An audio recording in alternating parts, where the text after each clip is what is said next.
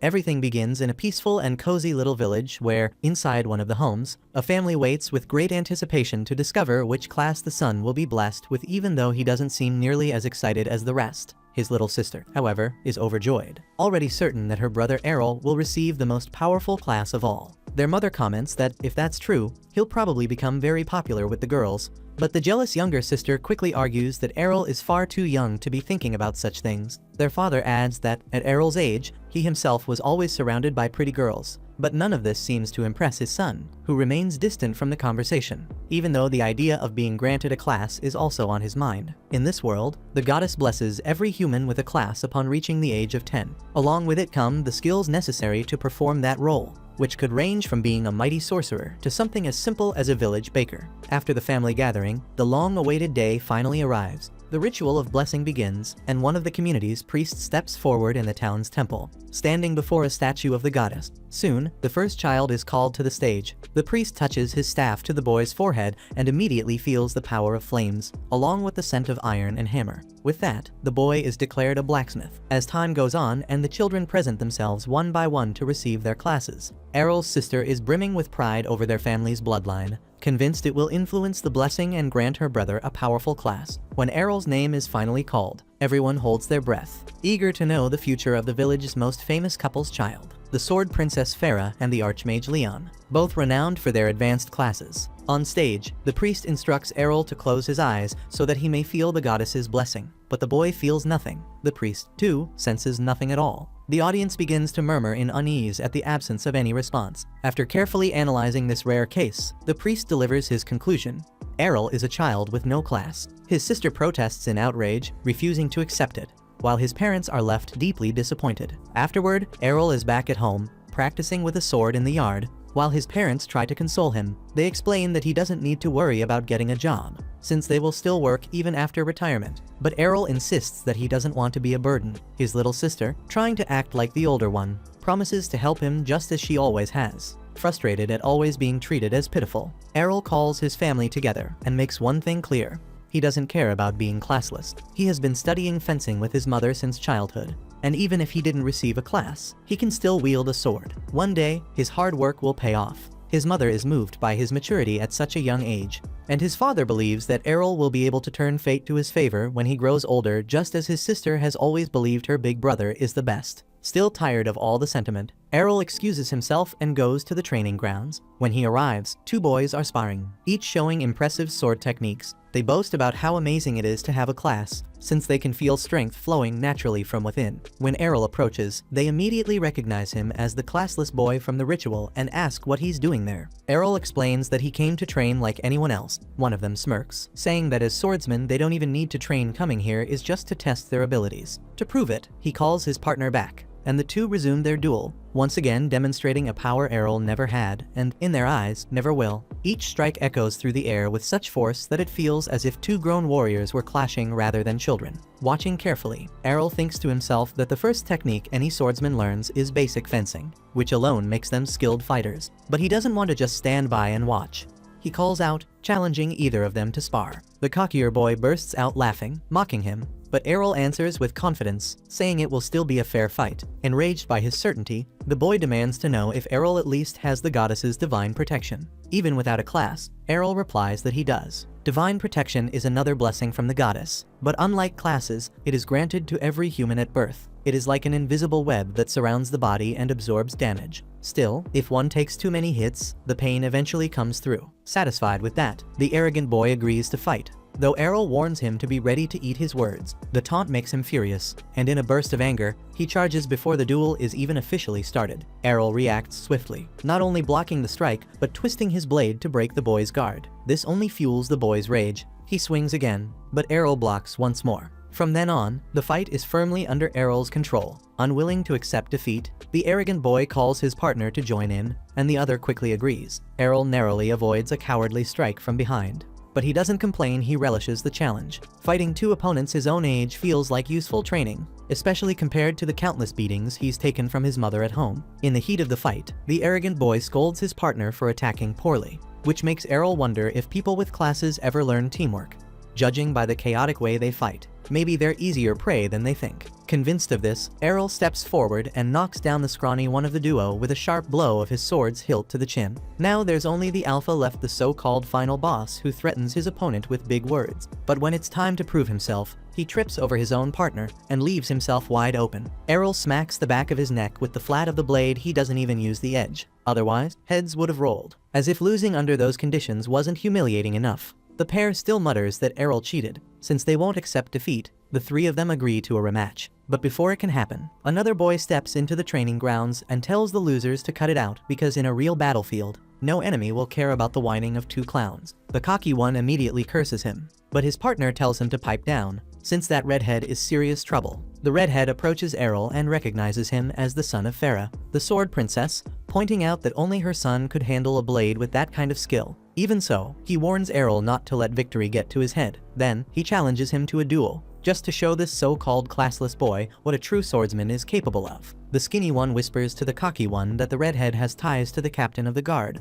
and the redhead himself confirms Captain Evans is his father. At the mention of that name, Errol remembers Evans as the man who once came to his house to call his mother out on a demon hunt. The son, however, looks nothing like him. The father's appearance was far harsher and worn. The redhead bristles at hearing his father's name and makes it clear that not only is the captain a master of the sword, he's also a respected leader among all. Still, the son can't understand how Errol's mother could be considered the #1 swordswoman of the village. Annoyed, he asks Errol if he agrees with that, and Errol replies without hesitation that his mother is, in fact, the most powerful person in the village. The redhead smirks, reminding him that children inherit the strength of their parents, and that's why he's going to beat the brat down and prove his family is far superior. Besides, he's been a swordsman for over a year and already mastered intermediate techniques. Surely, he'll wipe the floor with this kid. And since Errol has shown from the start that he's not the type to back away from a fight, the two clash right then and there. This duel is clearly a step above the last, impressing not only the previous rivals but also the redhead himself, who admits the match is more balanced than he expected. Still, he has a trump card up his sleeve. Meanwhile, Errol notices that his opponent's anger is making him sloppy. That recklessness could be a weakness. He takes advantage, deflecting a strike. He crouches low and goes in for a piercing counter with the enemy's guard wide open, but the redhead reacts instantly, unleashing his twin blade slash.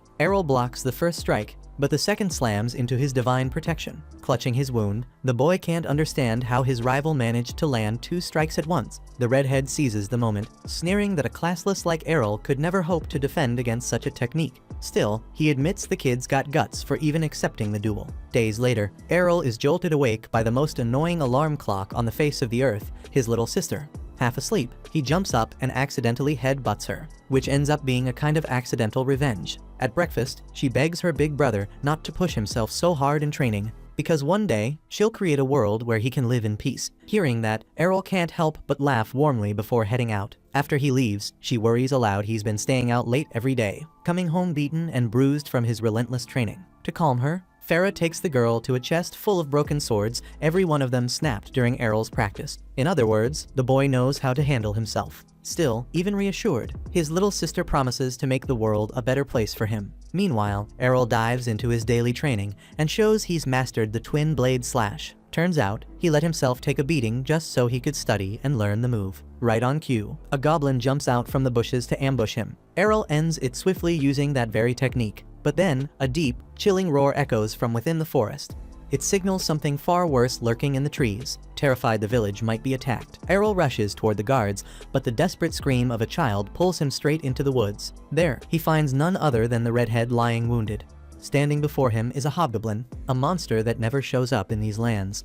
Several larger goblins lie dead around the training grounds, proof that the redhead fought them off before. Sizing up the hulking enemy, Errol realizes he needs to focus more on his footing than his wrist. Timing will be everything. With that in mind, he steadies himself, adjusts his stance, and unleashes the twin blade slash at the perfect moment, bringing the beast down. Afterward, he notices the redhead's holy water smashed on the ground. Without hesitation, Errol hands over his own flask, letting him restore his divine protection. The redhead recovers almost instantly, only to demand how a classless like Errol managed to perform the twin blade slash. Calmly, Errol explains that he had to train hard to master such a complex move. He also points out that he studied how the redhead used it again and again during their fight, and it was by enduring those blows that he managed to learn it later. Finally, Errol adds that he still wants a rematch. And this time, the redhead accepts because after all, the boy had just saved his life. Since that's how it was, the two of them wasted no time and clashed right then and there.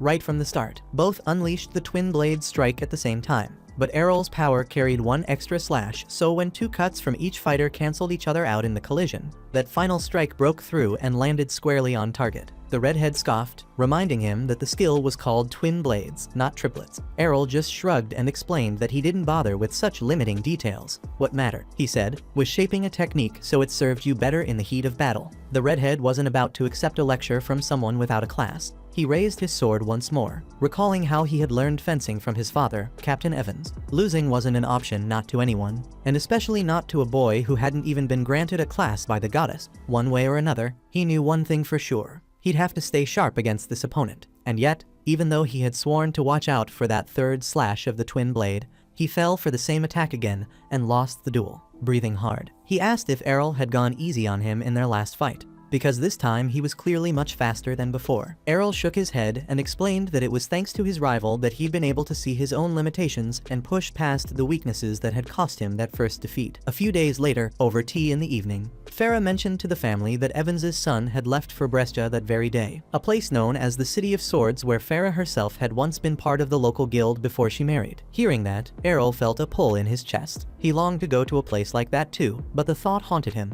How far could someone without a class really go? Even so, one thing was certain: he wanted to find out, and the only way to know was to try. Speaking of Brescia, that's exactly where a group of travelers is arriving by carriage. Since it's the ideal city for anyone who carries a sword, the passengers can hardly hide their excitement. One woman in the group proudly declares herself a dual-blade swordswoman, while a young man beside her boasts that he's a barbarian. The woman invites him to form a party with her, but the man quickly makes it clear he has no patience for people who wear such ridiculous outfits into battle. She calmly explains that her class requires agility, so she has to wear as little as possible in order to move swiftly. One way or another, the argument between them is already heating up. But before things escalate further, the carriage is suddenly surrounded by orcs in an ambush. The driver, trying to keep things under control, politely asks the adventurers to put their skills to use. As if the horde wasn't enough, among them looms an orc king, a massive beast who clearly won't be easy to bring down. The barbarian knows full well it would take a squad to topple that monster, but the swordswoman, clutching her child, begs him to fight. Still, the man refuses, shoving the mother aside, and just like him, the dual-blade swordswoman abandons the carriage and flees. That's when the last passenger, a quiet young man who hasn't said a word until now, steps down from the vehicle and faces the enemy. As he charges forward, his hood falls back and the crowd realizes it's Errol. The others watch in stunned silence. His skill in battle is so extraordinary that it feels more like watching a performance than a fight. His speed, his technique, the way he moves through the orcs, it's less like a warrior fighting and more like an artist dancing through a deadly stage, cutting down enemies with unmatched grace. When he slips free from a ring of dozens of orcs, the driver no longer has any doubt. That counterattack is none other than the legendary Blade Dance, a technique belonging only to the Sword Princess class, even if only women are supposed to possess it. Finally, Errol faces the Orc King. In one blazing charge, he leaps at the beast just as it swings at him and drives his blade straight through the creature's skull. With victory behind him, he turns back to the driver and simply asks that they resume the journey. He wants to reach Brescia as soon as possible to train and become even stronger. The driver, still in awe, remarks that perhaps the young man is already strong enough. Meanwhile, the little boy from the carriage pipes up, asking what class such a powerful warrior belongs to. When Errol answers that he doesn't belong to any class at all, everyone is left speechless. 5 years earlier, Errol was training in the yard with his mother. After he executed a technique, she remarked that it looked just like the twin blade slash. He admitted it was, though she wasn't entirely sure. It was late, and she was too sleepy to tell whether she was awake or dreaming. Even so, she couldn't quite believe that her son, born without a class, could truly pull off such a powerful technique. Calmly, Errol explained that he had mastered it simply by practicing, that this was no dream, and that he intended to learn many more techniques the same way. He asked his mother to teach him a few Sword Princess abilities, so that once he had mastered them, he could travel to Brescia and discover how to make use of it all. Hearing this, his mother couldn't help but smile proudly, insisting that despite everything, her son was a true prodigy. And then Errol is brought back to the present. The driver announces that they've finally arrived in Brescia. As he enters the City of Swords, the boy is overwhelmed by the sheer number of swordsmen scattered everywhere, not to mention the countless advanced classes among them. He even finds it curious that the driver was able to recognize certain things about sword techniques that someone in his profession normally wouldn't. When asked, the man admits he's actually a holy knight, an advanced class. Fighting every day is exhausting, so sometimes he takes on carriage work just to clear his head. It's a life that Errol himself had never considered, though he admits it does sound like an interesting hobby. In any case, the driver advises him to start by joining a guild, since most swordsmen in Brescia make a living by winning battle tournaments, and you can only enter if you belong to a guild. Errol agrees, explaining that his goal is to face the strongest warriors around.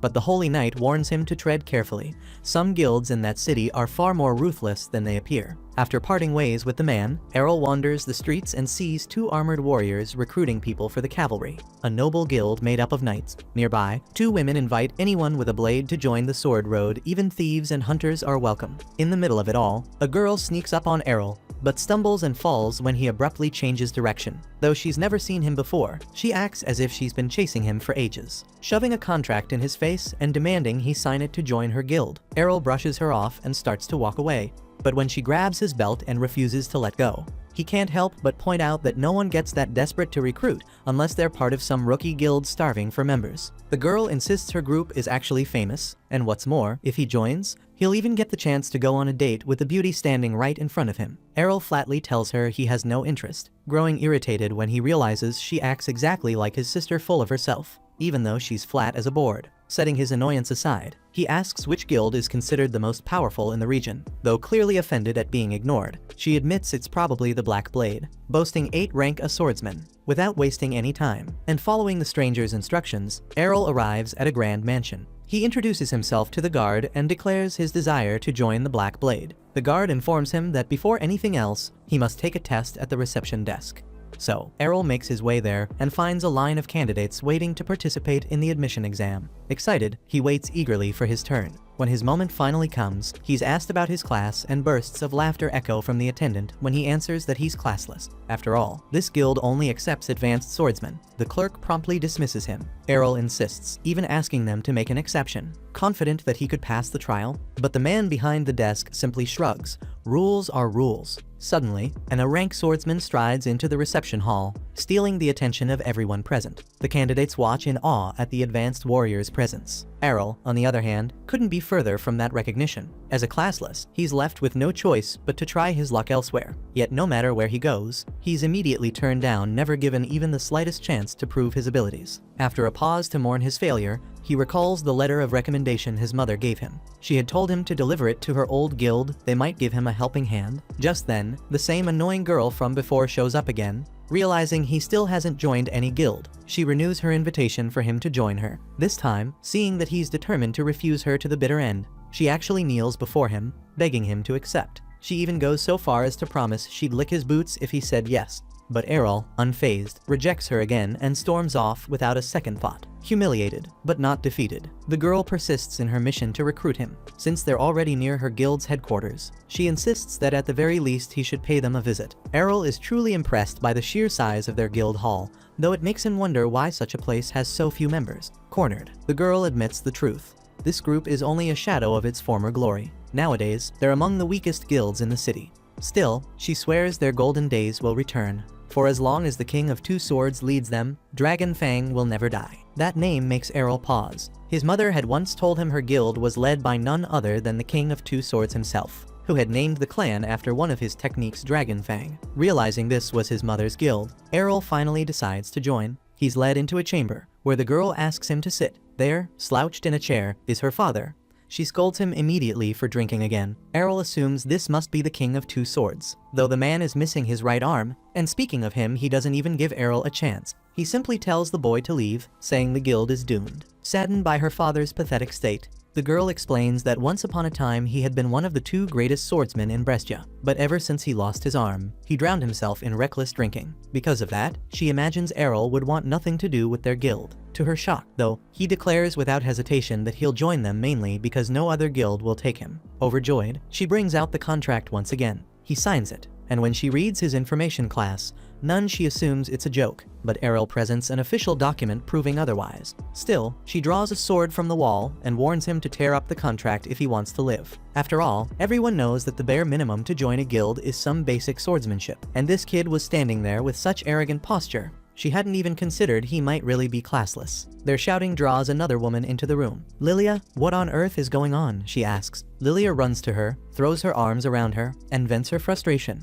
She thought she had found a perfect new recruit, but instead she brought home a useless classless. At those words, Ryuner studies Errol more closely and suddenly recognizes him. They had trained together in the same village as children. Errol racks his brain, he's sure he would remember a woman this beautiful. Unless, ironically, she's the child of Captain Evans, that obnoxious redhead rival of his childhood. Ryuner clarifies that Evans only had a daughter, and that daughter is her. She doesn't blame him for not recognizing her.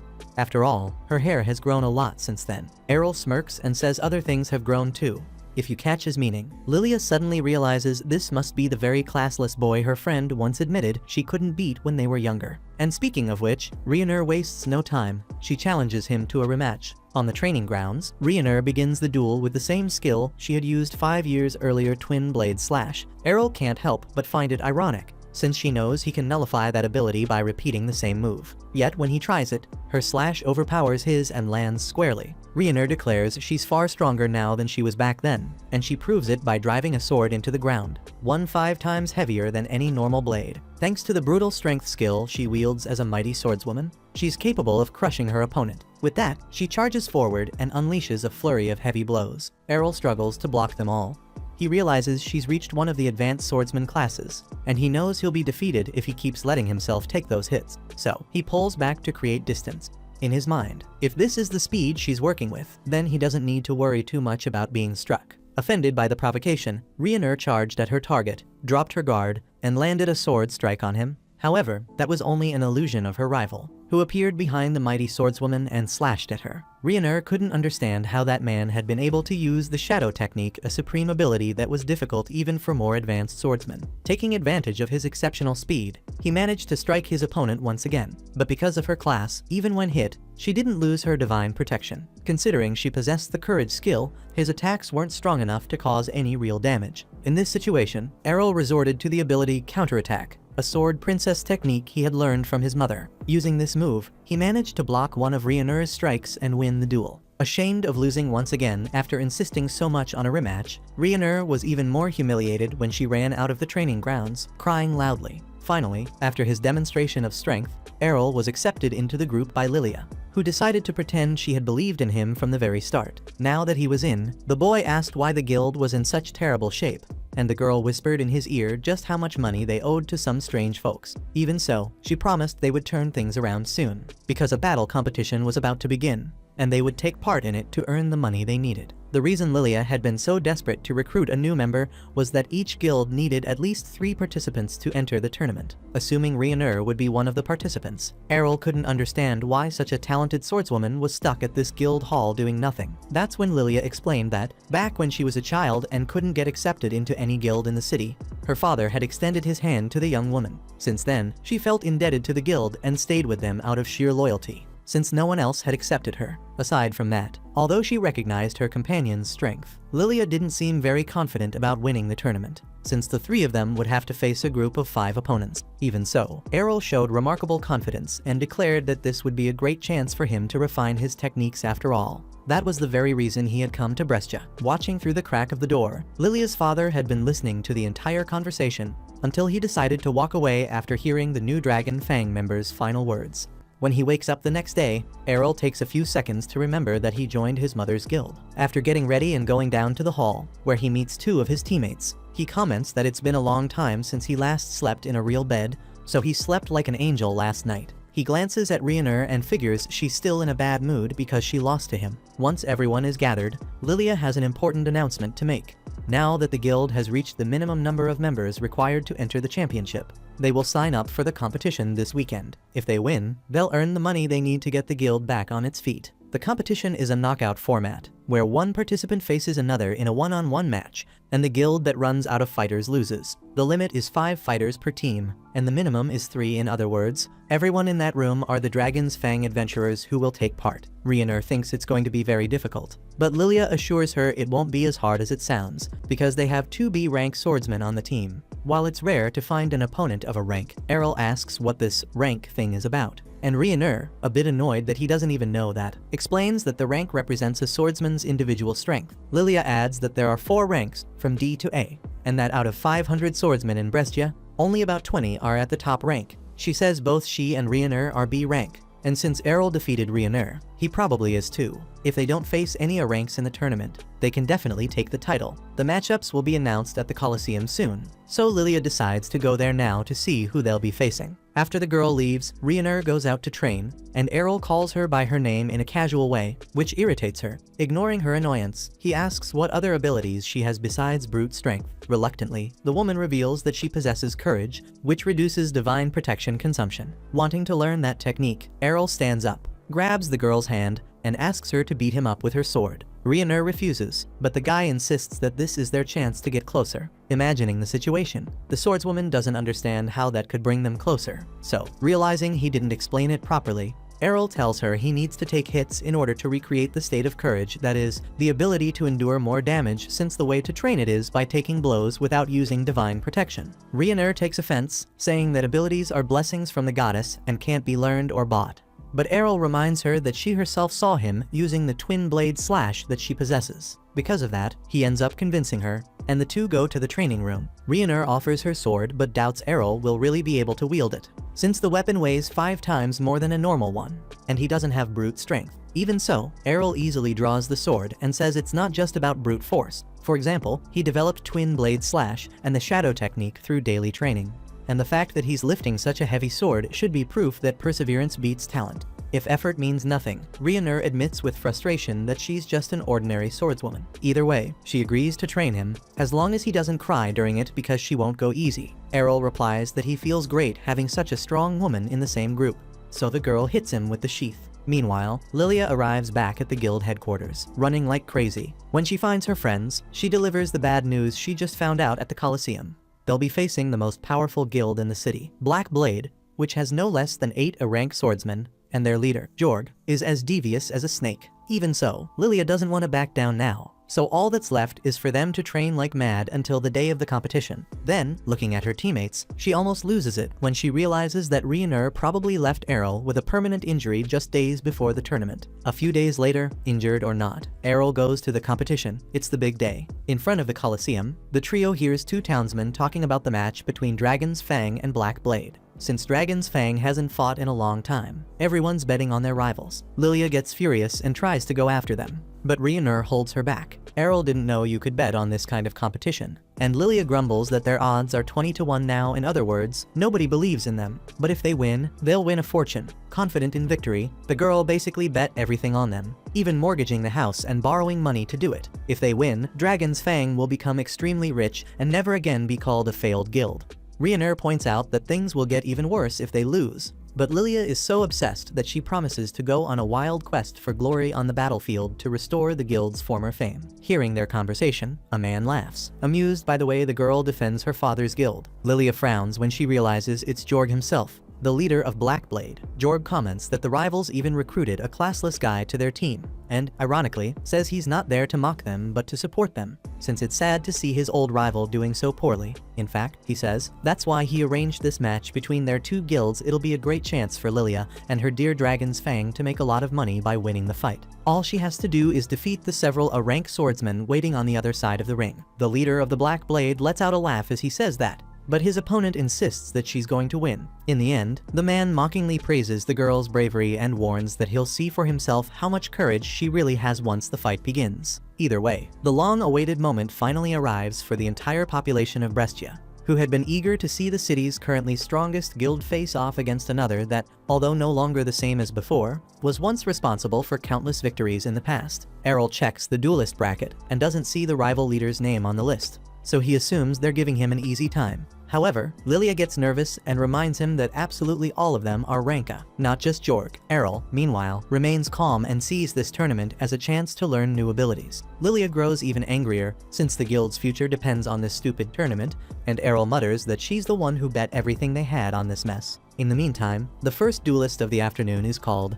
Gio, the fencer from the Black Blade, against Errol, the classless. The crowd falls completely silent the moment a classless is announced in the ring. until a general murmur begins questioning how this guy could have the nerve to accept a challenge of this level. Gio, arrogant as ever, grumbles that he shouldn't have to face someone so weak, being rank A, and that he'd rather 1,000 times be having fun with the girls from the rival group. Still, he's not the one who chooses the duels. So when the match begins, the fencer uses blink of an eye and extremely fast lunge to strike and pierce his sword through his opponent's torso. However, Errol had only placed a shadow of himself as bait, and now that Gio looks around, there are more shadows spread across the battlefield. Even so, the member of the Black Blade is sure he can finish them all at once, but he didn't expect his opponent to be able to summon 4 shadows at the same time, which overwhelms him. With a clever attack from the enemy's blind spot, Errol manages to approach in the middle of the confusion and hit Gio squarely with a thrust. In disbelief, Gio slowly falls to the ground, while Errol calmly points out that 4 shadows at once isn't much, since his mother can summon 5 when she's not even trying. When the announcer declares the classless as the winner, the crowd goes wild, while Ryuner can hardly believe that this boy managed to defeat a swordsman so easily. As for Errol, after managing to imitate his opponent's thrust, he tells himself he needs to practice that technique better. And Jorg, after seeing with his own eyes what the opponent is capable of, loses that mocking look on his face. In his next duel, after being attacked fiercely and managing to gain some distance from his opponent, Errol launches the Twin Blade Slash and defeats another rank A. Then, facing an extremely fast fighter who uses kicks as a surprise element, Errol relies on his shadows to stay untouched and fool his opponent, once again winning the match with a quick attack from behind. After that, Ryuner doesn't even know what to say about what she's seen. Lilia, on the other hand, gets excited at the possibility that Errol might beat everyone, since she personally wouldn't stand a chance against those guys. Next, Errol faces his 4th opponent, who, besides having a huge shield that keeps him well protected, has an extremely high natural defense, making his divine protection resemble an almost impenetrable armor. Even so, the Dragon Fang fighter stays focused on the battle, because since he can't break through that divine protection all at once, he'll have to hit the man repeatedly to wear it down little by little. Nervous for not being able to hit Errol, the shield bearer accuses him of not being classless at all, and when Errol explains that one can achieve miracles with training, he refuses to believe it, insisting that it's impossible to surpass someone who has a class when you don't have any. To prove his point, the tank fakes a sword strike and spins to attack with his shield. Errol then uses his prediction technique, the hardest of all the abilities his mother taught him to master, by reading his rival's movement and kicking the shield. Errol disarms the opponent and now has a clear path to victory. By the way, in response to the man's doubt, Errol confirms that he actually learned how to deliver that kick in the previous fight, then gives another free demonstration by slamming his shin into the big guy's stomach. In disbelief, the man keeps insisting it's impossible to learn such complex techniques so quickly, and Errol fully agrees. Truly learning to use them as abilities takes time, but when it's just about copying a move, it's possible to do it immediately, to some extent. Speaking of which, Errol picks up the rival's shield from the ground and, combining the blink of an eye charge with this new weapon, delivers a powerful shield blow that defeats his target and ends the fight, with yet another duel ending without the Dragon Fang member even being touched. The audience starts accusing Errol of lying about being classless. In response to the accusations, the committee organizing the championship decides to reveal the competitor's class record for everyone to see, using a crystal orb that identifies the class contained in the participant's record. The organization proves to the public that Errol truly doesn't belong to any class. As a result, the crowd falls in love with the boy who was supposed to be the weakest, but who has instead shown himself to be unbeatable in the competition. On that note, Lilia complains that Ryuner didn't tell her earlier how overpowered that guy is. Otherwise, she would have pawned all her father's secret weapons and added them to the bet. By the way, the clever girl then decides she's going to marry him, since he'll be the one to restore her father's guild's honor. However, despite the girl's excitement, the competition was not over yet. The last challenger of the afternoon was called to the ring, Master Swordsman Masamune. Errol was impressed by his opponent's rare sword, which had a long, curved blade. He asked if it was a katana, and Masamune confirmed. Ryuner wondered if this man was an Eastern samurai, a highly advanced class. When the fight began, even though the samurai hadn't even touched his sword, Errol could feel an overwhelming intensity coming from him that made him realize that approaching this guy recklessly could mean his end. For some reason, since the opponent hadn't taken a single step, Masamune decided to reveal his strategy to lure Errol in and finish the duel with the death strike. Hearing that, Errol took a few steps forward. He didn't want to stay stuck in that standoff, and besides, he was eager to learn the samurai's deadly move. The Black Blade said it was impossible, since the moment he used the strike, Errol would already be lying on the ground. Even so, the classless boy trusted his speed and kept moving forward, while his opponent still hadn't drawn his sword. That made Errol wonder if the death strike came straight from the sheath. This stalemate caused great hesitation in the boy, who didn't know whether to use his shadows after all. The target was extremely focused, and there was a risk he'd recognize the real Errol. Even so, the Dragon Fang kept advancing, and when he reached a proper distance, Masamune answered with an EI slash. But to his surprise, Errol managed to move faster than the sword and avoided the attack. Although Masamune was the fastest swordsman he had ever seen in this city, the classless one had been trained by someone even faster. With that, he counterattacked with a storm thrust, a furious sequence of piercing strikes that hit the samurai's back, thus ending the duel and the tournament. Lilia was amazed as she witnessed the most lethal move of the Sword Princess class. While the announcer declared the victory of the Dragon Fang Guild, the audience went crazy after all. Everyone had bet on the Black Blade, while Lilia and Ryuner, on the other hand, hugged each other when they realized they were now rich. After Errol left the ring, Lilia tried to give her friend a big hug, but out of habit, he dodged with his usual speed, making the girl crash onto the floor. Beside her, Ryuner had also been ready to hug him, but quickly pretended that wasn't the case. Noticing her melons, Errol jokingly suggested that she should take off her armor if she really wanted to hug someone. Lilia, in turn, made it clear that she wouldn't mind taking everything off. But when she tried to hug the guy again, she ended up on the floor once more. Meanwhile, watching Errol from afar, Jorg promised he wouldn't let this slide. The winning clan, which had nothing to do with that mess, goes back home to celebrate their victory with a small banquet filled with drinks, as if asking for something trivial. Lilia starts nagging Errol to marry her, since, according to her, she's an older woman ready to satisfy the young man's desires. Out of patience with that chatter, Errol replies that he'd rather marry someone like Ryuner. Offended and embarrassed, Ryuner tells him to come up with a better lie if he's just trying to mess with Lilia. Then Errol asks why she thinks he's lying. She answers that it's because everyone has always said she looks more like a man, since she's always training with her sword all the time. Besides, she feels she doesn't have any truly feminine charms. Looking at his comrade's heaving chest, Errol disagrees. Be that as it may, the warrior says her mission is to become the best swordswoman possible, meaning she has no time to act like a lady. Seeing that her friend doesn't know how to use the best weapon in her arsenal, Lilia realizes she has no competition. She then strokes Errol's thigh and asks to give him a nice, relaxing massage. Immediately, Ryuner becomes even more embarrassed and yells that such a thing is utterly indecent. But mocking as always, Errol says he'd rather have a massage from Ryuner. Later, during training, the man from the clan forgets the massage talk and goes through his daily self-inflicted torture to learn the skills he wants. When someone asks if he isn't going crazy from taking so many hits, Errol explains that only by being pushed to the brink of death will he be able to master the technique of courage, and he wouldn't be able to achieve that without the help of a capable and trustworthy comrade. On the other hand, someone in the clan doesn't really understand the reason for this training. Fed up with that senseless beating, especially after a few drinks, Lilia's father shows up to ask if the boy is training like that to vent his frustration for losing the tournament. His daughter says they beat the Black Blade, but not believing her, the father assumes they must have sent only rookies to that competition. When the girl tells him all their opponents were rank A and that Errol defeated them, the man looks at the classless boy and wonders if he's really that strong. Anyway, when Lilia says she earned a fortune by betting on the tournament and will be able to rebuild the clan, he doesn't believe it at all and acts as if she should just give up. After all, if Errol is as strong as she says, soon he'll be recruited by a stronger guild. Leaving Dragon Fang behind again, Lilia promises that won't happen, since she's going to marry Errol. The boy, of course, denies it again, but even though he admits Lilia is an idiot, he also says she's much better than the losers who just give up and do nothing. Then he asks when her father will stop whining and start acting his age, since he still has one arm left. Hearing that, Lilia's father gets furious, grabs the boy by the collar with his remaining arm, and says that a dual swordsman who can't hold two swords is left with nothing but a handful of useless skills. Ironically, Errol replies that he understands the man, since he himself is classless and has no skills at all.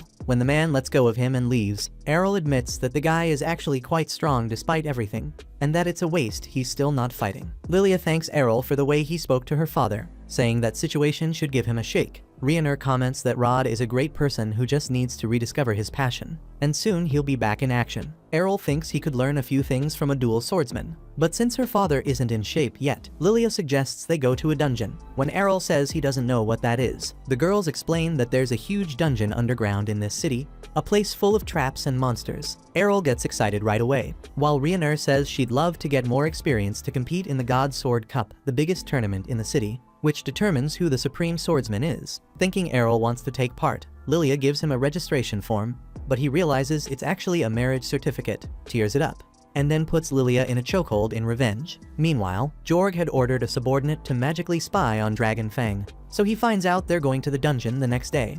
he prepares an ambush and plans to make it look like just another dungeon accident. The next morning, Lilia goes to Errol's bed in her pajamas to give him a good morning kiss. But the boy wakes up and holds her head away to keep her back. Furious, the woman demands to know how he can reject a beautiful maiden like her, who's been practicing throwing herself at his feet. Out of patience, the man ties her to the bed and leaves her talking to herself. Then he knocks on Ryuner's door, and when he's allowed in, he's about to ask her for something until he notices she's still asleep, talking as if she were speaking to her father, proudly saying she's a power swordswoman like him. Errol laughs at how much of a daddy's girl she is, while Rod shows up at the boy's room because of all the noise and starts arguing with his daughter, who's tied to another man's bed wearing only her sleepwear. Later, the trio arrives at the entrance to the city's dungeon. Errol thought the place would look more like a dark cave, but there are tons of people there. Ryuner explains it's because the God Sword Cup is coming up, and everyone wants to be ready. Soon, the group arrives at a teleportation device that can take a person to any floor of the labyrinth they want,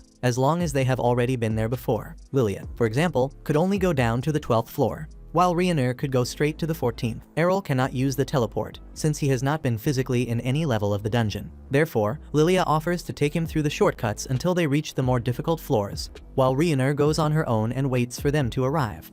That said, Lilia drags the man into the dungeon, but he makes it clear that he would rather go with Ryuner. In the end, the three of them end up entering together, and right at the entrance, they come across two monsters known as living armors. Right from the start, Errol is almost surprised by the speed of the creatures, since they wear heavy armor. However, the human believes that they are no match for him, so he decapitates the enemy and imagines he has won the duel. Nevertheless, the living armor returns to combat even without a head. Ryuner explains that these things are moved by the magical energy of the cave and do not feel pain, so the classless man cuts the enemy's legs and immobilizes it. When Ryuner defeats the second one, the boy notices that the living armors have stopped moving, so his companion explains that soon they will regenerate and fight again. Errol states that this is perfect for training. Lilia points out that the fight was way too easy, and the boy is forced to note that she did absolutely nothing. While the girl justifies herself saying that her partners were too quick on the trigger, the boy wants to know which class she belongs to. Full of pride, she declares herself a fencer and offers to teach any technique her companion wants to learn. However, since Fencer is the class below Sword Princess,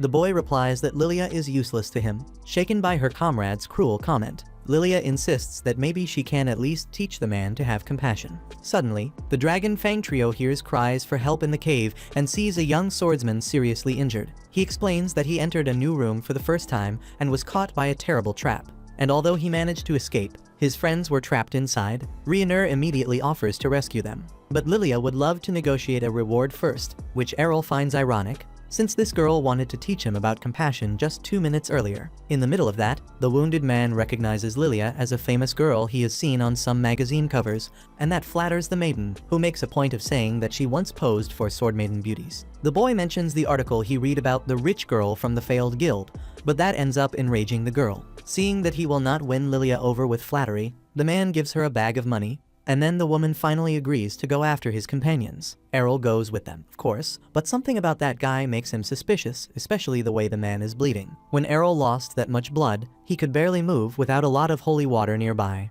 so he assumes that this swordsman's wounds are fake. Anyway, the classless man prefers to stay quiet, as he is sure this will be fun. Further ahead, they reach the entrance to the hidden room. The supposedly wounded boy presses a few bricks on the wall, which triggers a secret opening that gives access to the place. However, the man's friends are not inside, which puts Errol on alert. On the other hand, Lilia sees a gold coin next to a pool of blood and runs to grab it, which ends up activating a teleport trap. The swindler mocks that Lilia is as petty as the rumors say, then closes the entrance and apologizes for what he is about to do. After all, it is just his job. However, to his surprise, the trap spreads until it reaches him, teleporting all 4 of them somewhere else. When they realize it, the Dragon Fang trio is in a place never seen before, and Ryuner assumes it is a floor even lower than the 14th. Lilia, in turn, is worried about going after the man who set them up.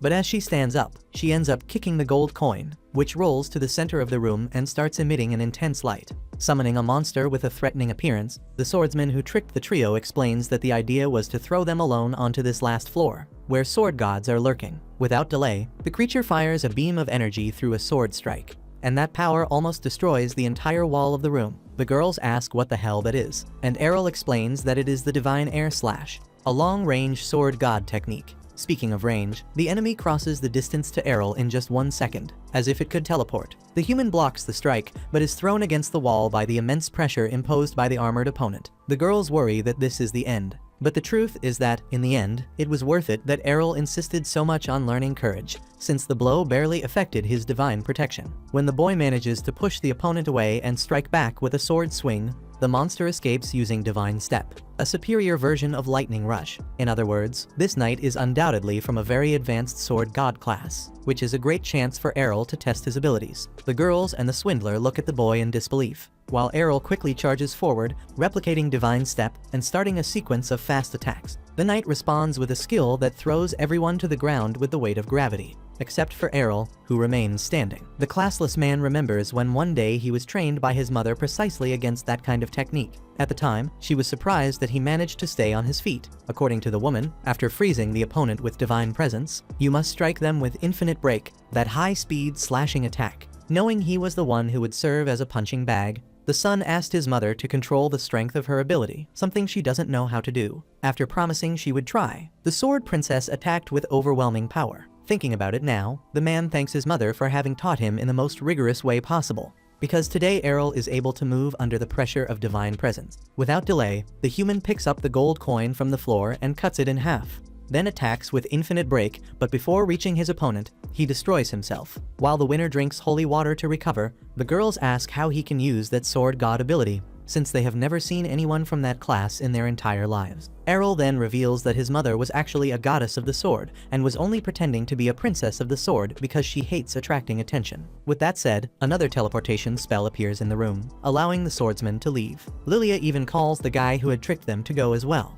He thought he would be punished for what he did, but since Errol seems satisfied with the fight he had, the girl decides to let it slide. Meanwhile, in a tavern, Rod reflects on Errol's words back in the training room, when he said the man still had one arm left. Suddenly, he hears the loud conversation of the group of the boy who had tricked Dragonfang in the dungeon. They were boasting about having made easy money from some fools, and when it came to their partner Deal, who had almost died on that mission, they just laughed since they had expanded the range of the teleport trap on purpose to throw him in and keep a larger share of the profit. Then, when one of the bandits mocks the ridiculous end of the Dragonfang Guild, Rod stands up from his chair and asks to hear a bit more of that interesting story. He is quickly recognized as the founder of Dragonfang. He throws a punch that smashes the boy's table and demands to know what those frauds did to his daughter. In the middle of that, Jorg arrives, accusing Rod of always being loud and troublesome. Knowing what kind of man he is, Rod accuses him of having plotted all this. But the leader of Black Blade explains that he only came to deliver some news about a colleague. Unfortunately, his guildmates saw Rod's daughter entering a hidden chamber of the dungeon along with her friends. Enraged, Rod asks if it wasn't enough for that bastard to have taken his arm,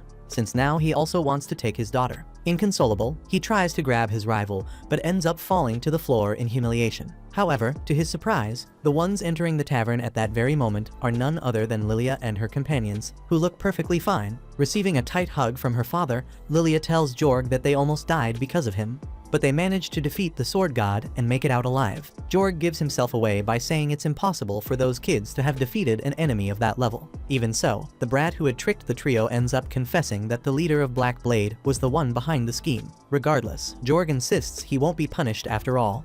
The law says everyone is responsible for their own safety inside the dungeon. On the other hand, as he walks away from his enemies, he destroys everything around him out of anger for not having killed those brats. The sword princess has vanished, and he defeated the King of Two Swords, which practically put the crown of strongest guild on his head. But now, he has to compete with some classless guy capable of going head-to-head with a mere sword god, meaning he'll once again live in the shadow of other prodigies. Feeling the human's wrath, a dark sword resting in the room decides to grant Jorg a wish. Sometime later, while watching the preliminaries of the God Sword Cup, Lilia grumbles that she'll be left out of the main event for yet another year. After all, she ended up in the same bracket as Errol, and there's no way she's not getting crushed. Errol shows up. Surprised there are even preliminaries in this tournament, and Rioner explains that too many people signed up, so the main event is reserved for the winners of each qualifying block. Hearing that, Errol tells his friend not to be too upset after all. Just making it this far is already an achievement for someone at her level. Lilia doesn't find that very comforting, though Rioner, on the other hand, is in the opposite bracket. but she still notices some strong opponents she'll have to face. Even so, she's confident she'll get through the first round and make her father proud. Feeling the mood, Lilia decides to stop chickening out and promises not to throw in the towel. That's why the three of them head to a dungeon to train that very same day. When Errol asks if he really has to go, she replies yes, someone has to be there to save the day in case things go sideways. Hearing that last part, Rod walks up to them and warns everyone to be careful inside the dungeon,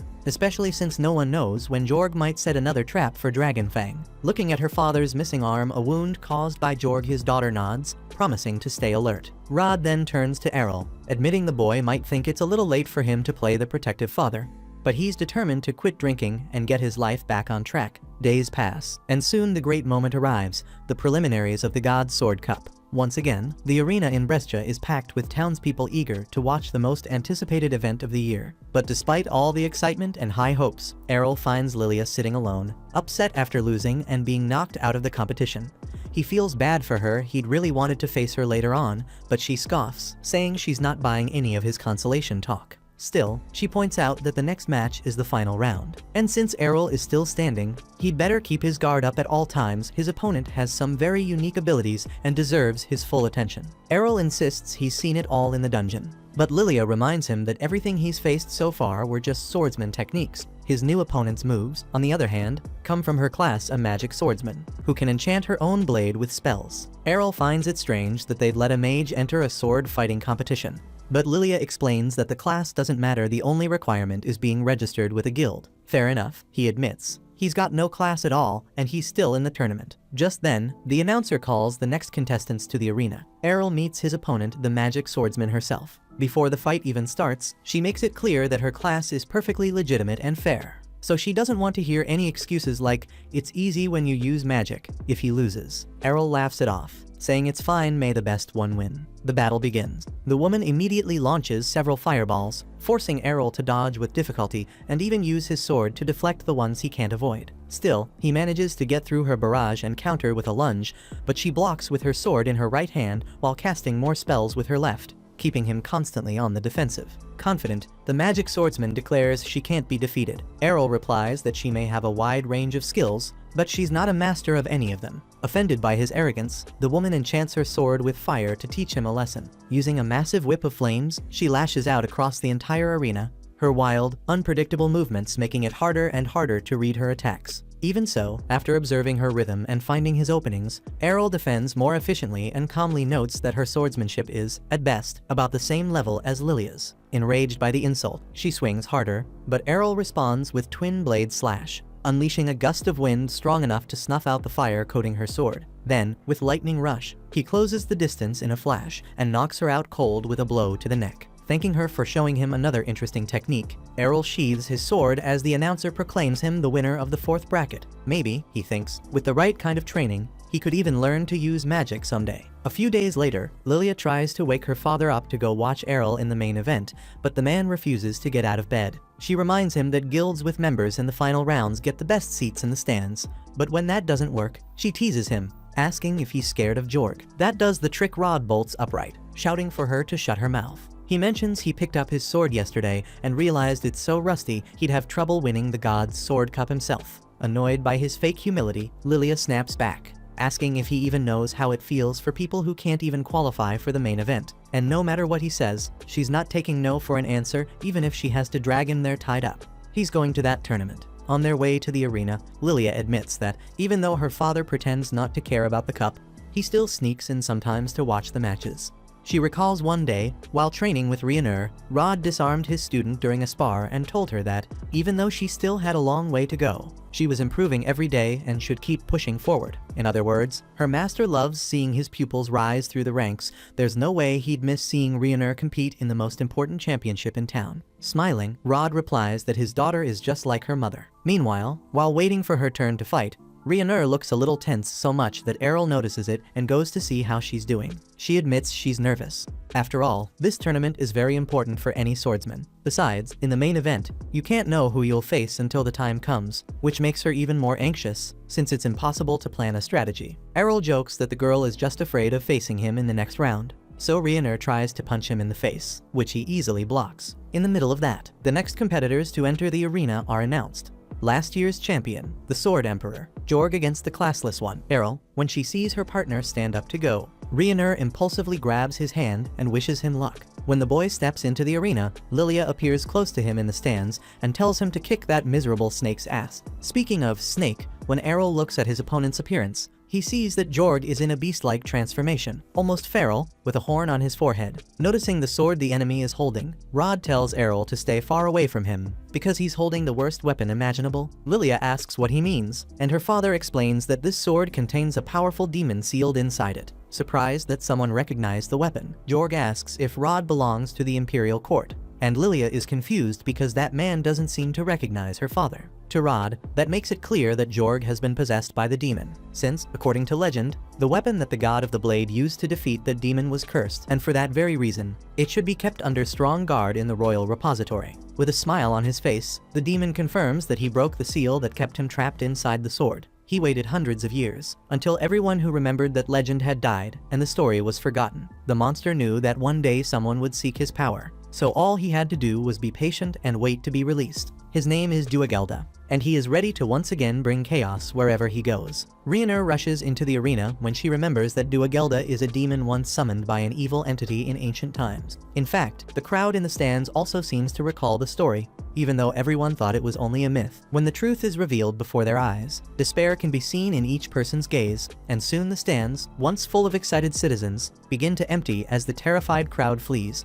The fear coming from humans sounds like music to the demon's ears, but that alone isn't enough to make up for all the boredom he endured through the years. To increase the people's suffering, Duagelda summons a magic circle that expands and, through a dark miasma, forms a magical shield surrounding the arena, preventing anyone from leaving. Thrilled to have trapped the humans inside like rats, the entity can't wait to do whatever he wants with them. Even so, not everyone reacts to his presence with fear. In front of him, for instance, stands a young human who dares to challenge his supreme power. In response, Errol says he brought his sword because he's confident he can defeat the demon. Duagelda doesn't understand what he's talking about, so Errol reminds him that a long time ago the demon was defeated by the God of the Blade, therefore he's not invincible. The enemy admits that's true, but from the memories of the human he once possessed, Duagelda can say that the God of the Blade is no longer among the living, which means there is no living being capable of defeating him now. To that, Errol corrects the opponent on 2 points. First, the God of the Blade still exists, she's his mother, though he doesn't reveal that. Second, even if he isn't the God of the Blade, Errol can defeat Duagelda. The demon laughs at this absurdity,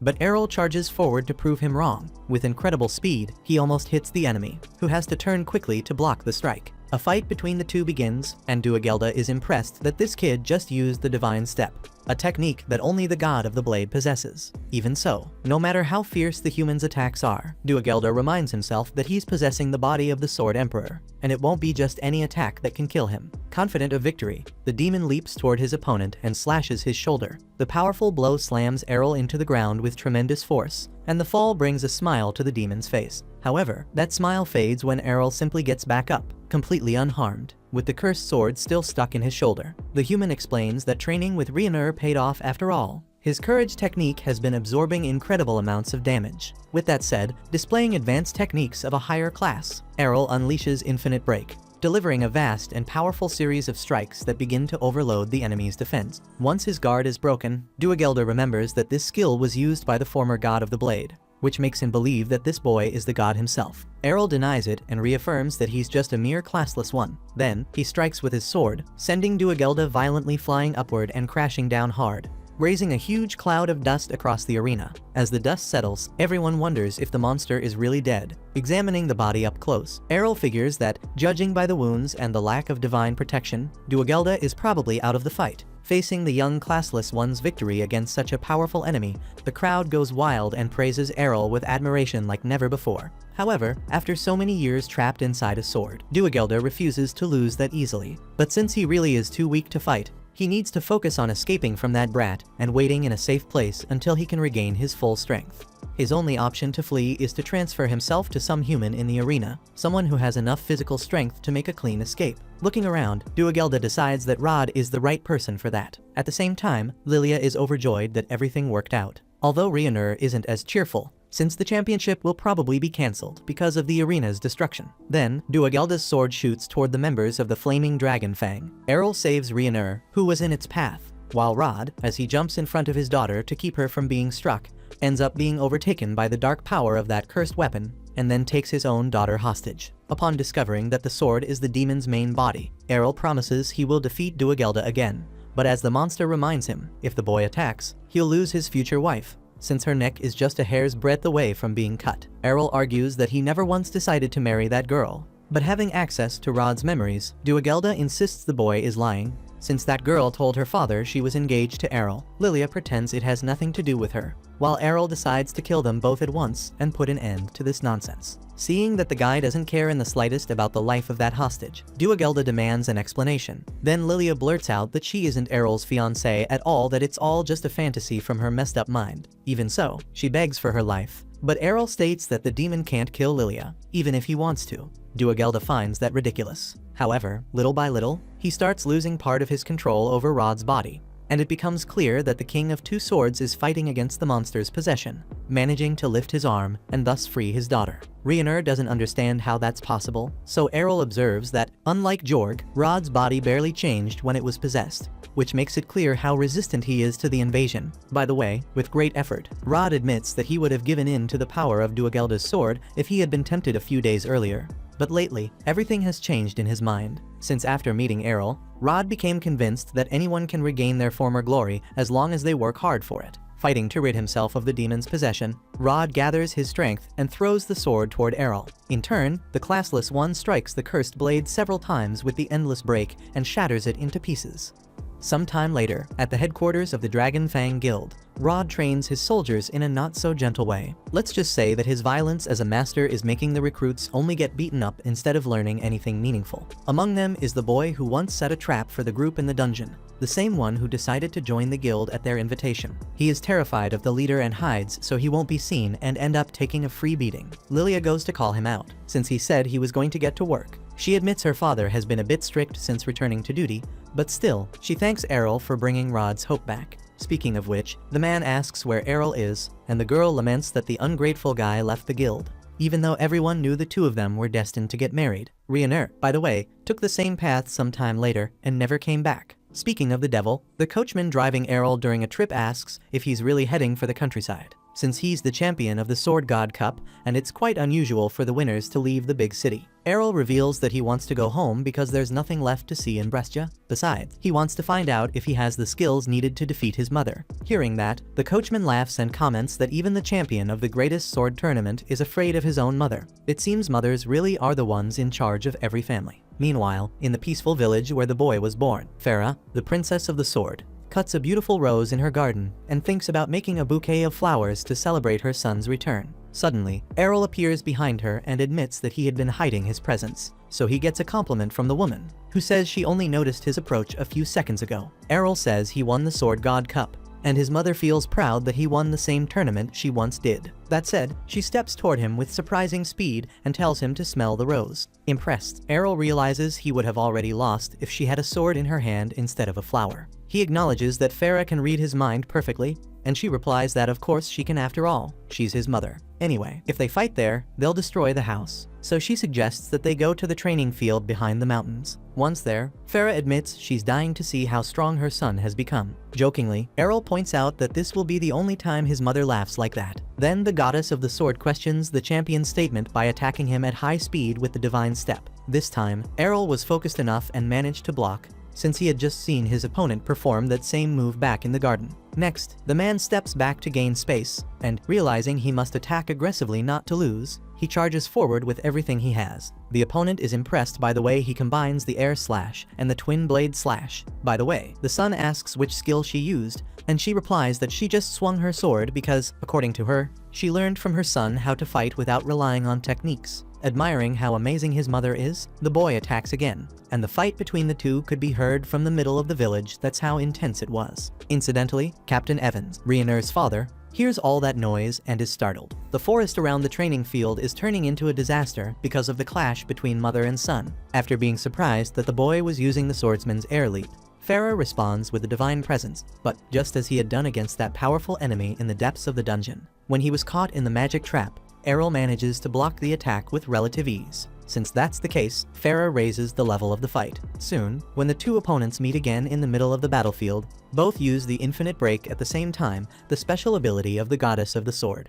At that same moment, Rionur arrives in the village and starts to think she hasn't met anyone yet because of the strange noise she heard along the way. When she knocks on the door and is greeted by a child, she assumes it's Errol's sister, introduces herself, and says she came looking for him. The girl replies that her brother isn't a milkman to be chasing cows, and that certainly wasn't pleasant for Rionur to hear. Jealous, the child says her brother isn't home and makes it clear he's not interested in seeing a cow, almost slamming the door in the woman's face, but Rionur stops it in time. While the little girl yells that she doesn't know how to speak cow language, Farah appears, calling out to Mira not to be rude to their guest. Errol asks what Rionur is doing there, while Mira runs to give her brother a tight hug after he's been away for so long. The girl comments that both of them look pretty beaten up. So they explain that they had a duel one in which Farah was defeated thanks to a small advantage in physical condition that Errol currently has. Rionur finds that incredible either way, considering his mother is the goddess of the sword. Errol admits that's true, but understands that his mother's current strength isn't the same anymore, so it's not like he can feel too proud about it.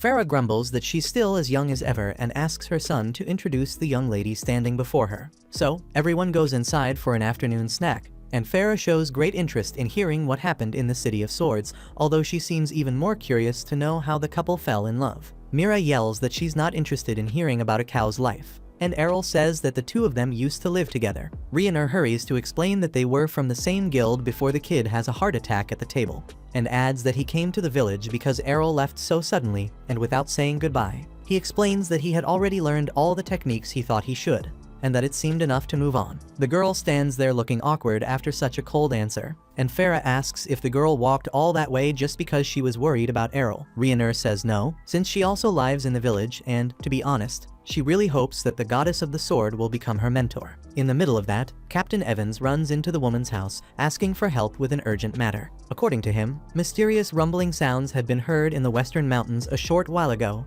and when he went to check the area, he saw countless trees cut and smashed along the way. Farah makes something up and says there's no need to worry, it was just her defeating a monster. Relieved, Evans finally notices his daughter and asks what she's doing in Miss Farah's house. The goddess of the sword says that the girl wants to learn from her how to become a bride. And while Evans bursts into tears of emotion, the young girl hurriedly explains that she was actually hoping for a few fencing lessons. Since that's the case, Farah says it's a good idea to train both things at the same time. And her father loves the idea, because when his wife died, he swore that he would see his daughter grow up and become a woman, but everything he knows how to teach has to do with swords. And if she could also learn how to take care of a home, nothing could make him happier. In that case, Farah pats her chest and takes the responsibility for herself, while poor Rionur realizes that her opinion there doesn't matter at all. After that, Errol goes to the office of the Great Leon, the Archmage, who is also his father. When asked, the sorcerer explains that he's developing a spell similar to his finishing move. But aside from that, after hearing Mira shouting, he wants to know if his son brought home some cutie. About that, Errol says that she's more than a cutie, she's beautiful, but that doesn't matter. In fact, Errol seems more interested in saying that he defeated his mother in a duel, and that he would really like his father to teach him how to use magic, already expecting this moment to come someday. Leon explains that it's impossible, and that the boy should give up. Back in the kitchen, Farah tries to teach Rionur how to cut a cabbage, but it's obvious the girl isn't used to that kind of task at all. She even takes a battle stance before starting,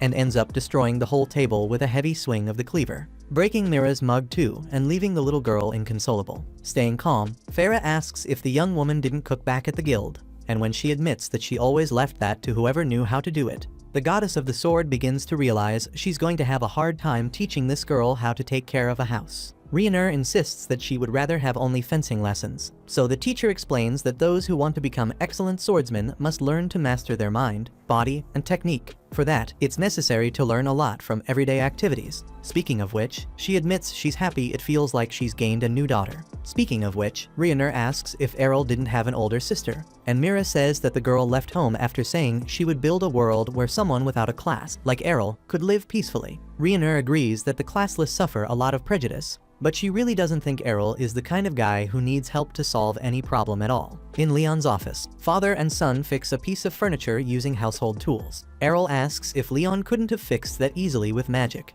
and he says that his wife loves it when he smells like sawdust. But since the boy is dying to see magic, The father picks up his daughter's broken mug and uses the reconstruct spell to make it as good as new. Later, while the two are tidying up part of the outside of the house, Leon insists that his son should give up on using magic, since not everyone has magical energy, a special aptitude required to cast spells. Even so, Leon admits that maybe nothing is impossible for a classless who won the Goddess of the Sword Cup. When opening the old chest where they keep the swords Errol broke during his training over the years, the father points out how dedicated the boy has always been, and that he never repaired or threw away those weapons because he wanted to have proof at home of how true that is. Now, truth be told, not having magical energy for a mage is the same as wanting to be a swordsman without hands. Errol asks how his father can be so sure that he doesn't have mana, and Leon explains that if he did, the boy would have been declared a spellcaster on the day of the blessing. Even so, Errol is sure he does, because he discovered it when Rioner used to beat him every day at the guild. Leon grows worried about the kind of relationship his son is in, but the boy explains that he asked to get beaten up to develop the courage skill. Anyway, back then, to restore the divine protection he constantly lost, he had to drink holy water like crazy, which made Lilia furious, even though he'd earned so much money from the bets on the championship he won. And since Errol wanted to ruin his body anyway, the girl showed him some old potions from the storage room that she had no idea what they were.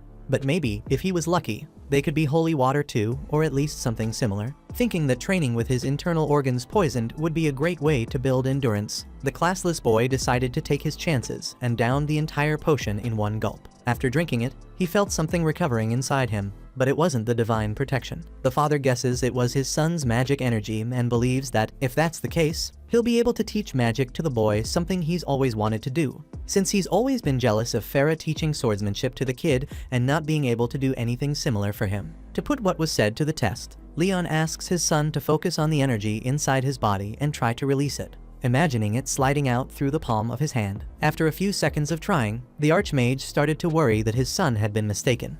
But in the end, Errol managed to release a little bit of magic, though the effort he made caused him to fall backward. Leon explains that his son may have won the Sword God Cup, but when it comes to magic, let's just say he's still nothing more than a baby who needs hundreds of times more energy to achieve what he wants. To accomplish such a feat, there's a long road ahead, with intense training. With tears running down his face, Leon confesses that he never wanted his boy to give up, and that the fact he's always so persistent, even when it seems impossible, is what makes his father so proud of the son he has. Later that day, Errol goes to a shop and drops a large amount of gold coins on the counter to buy all the mana potions available. With that stock in hand, the classless boy devoted the following days to the tireless training of his magical abilities, gradually improving his capacity to cast spells. Considering that his magical energy was quite small, the work ahead of him was enormous. But that didn't stop the young man from staying focused on his goal. 6 months later, Errol was able to display as much mana as a regular spellcaster. But to start using spells, he needs to study magical language,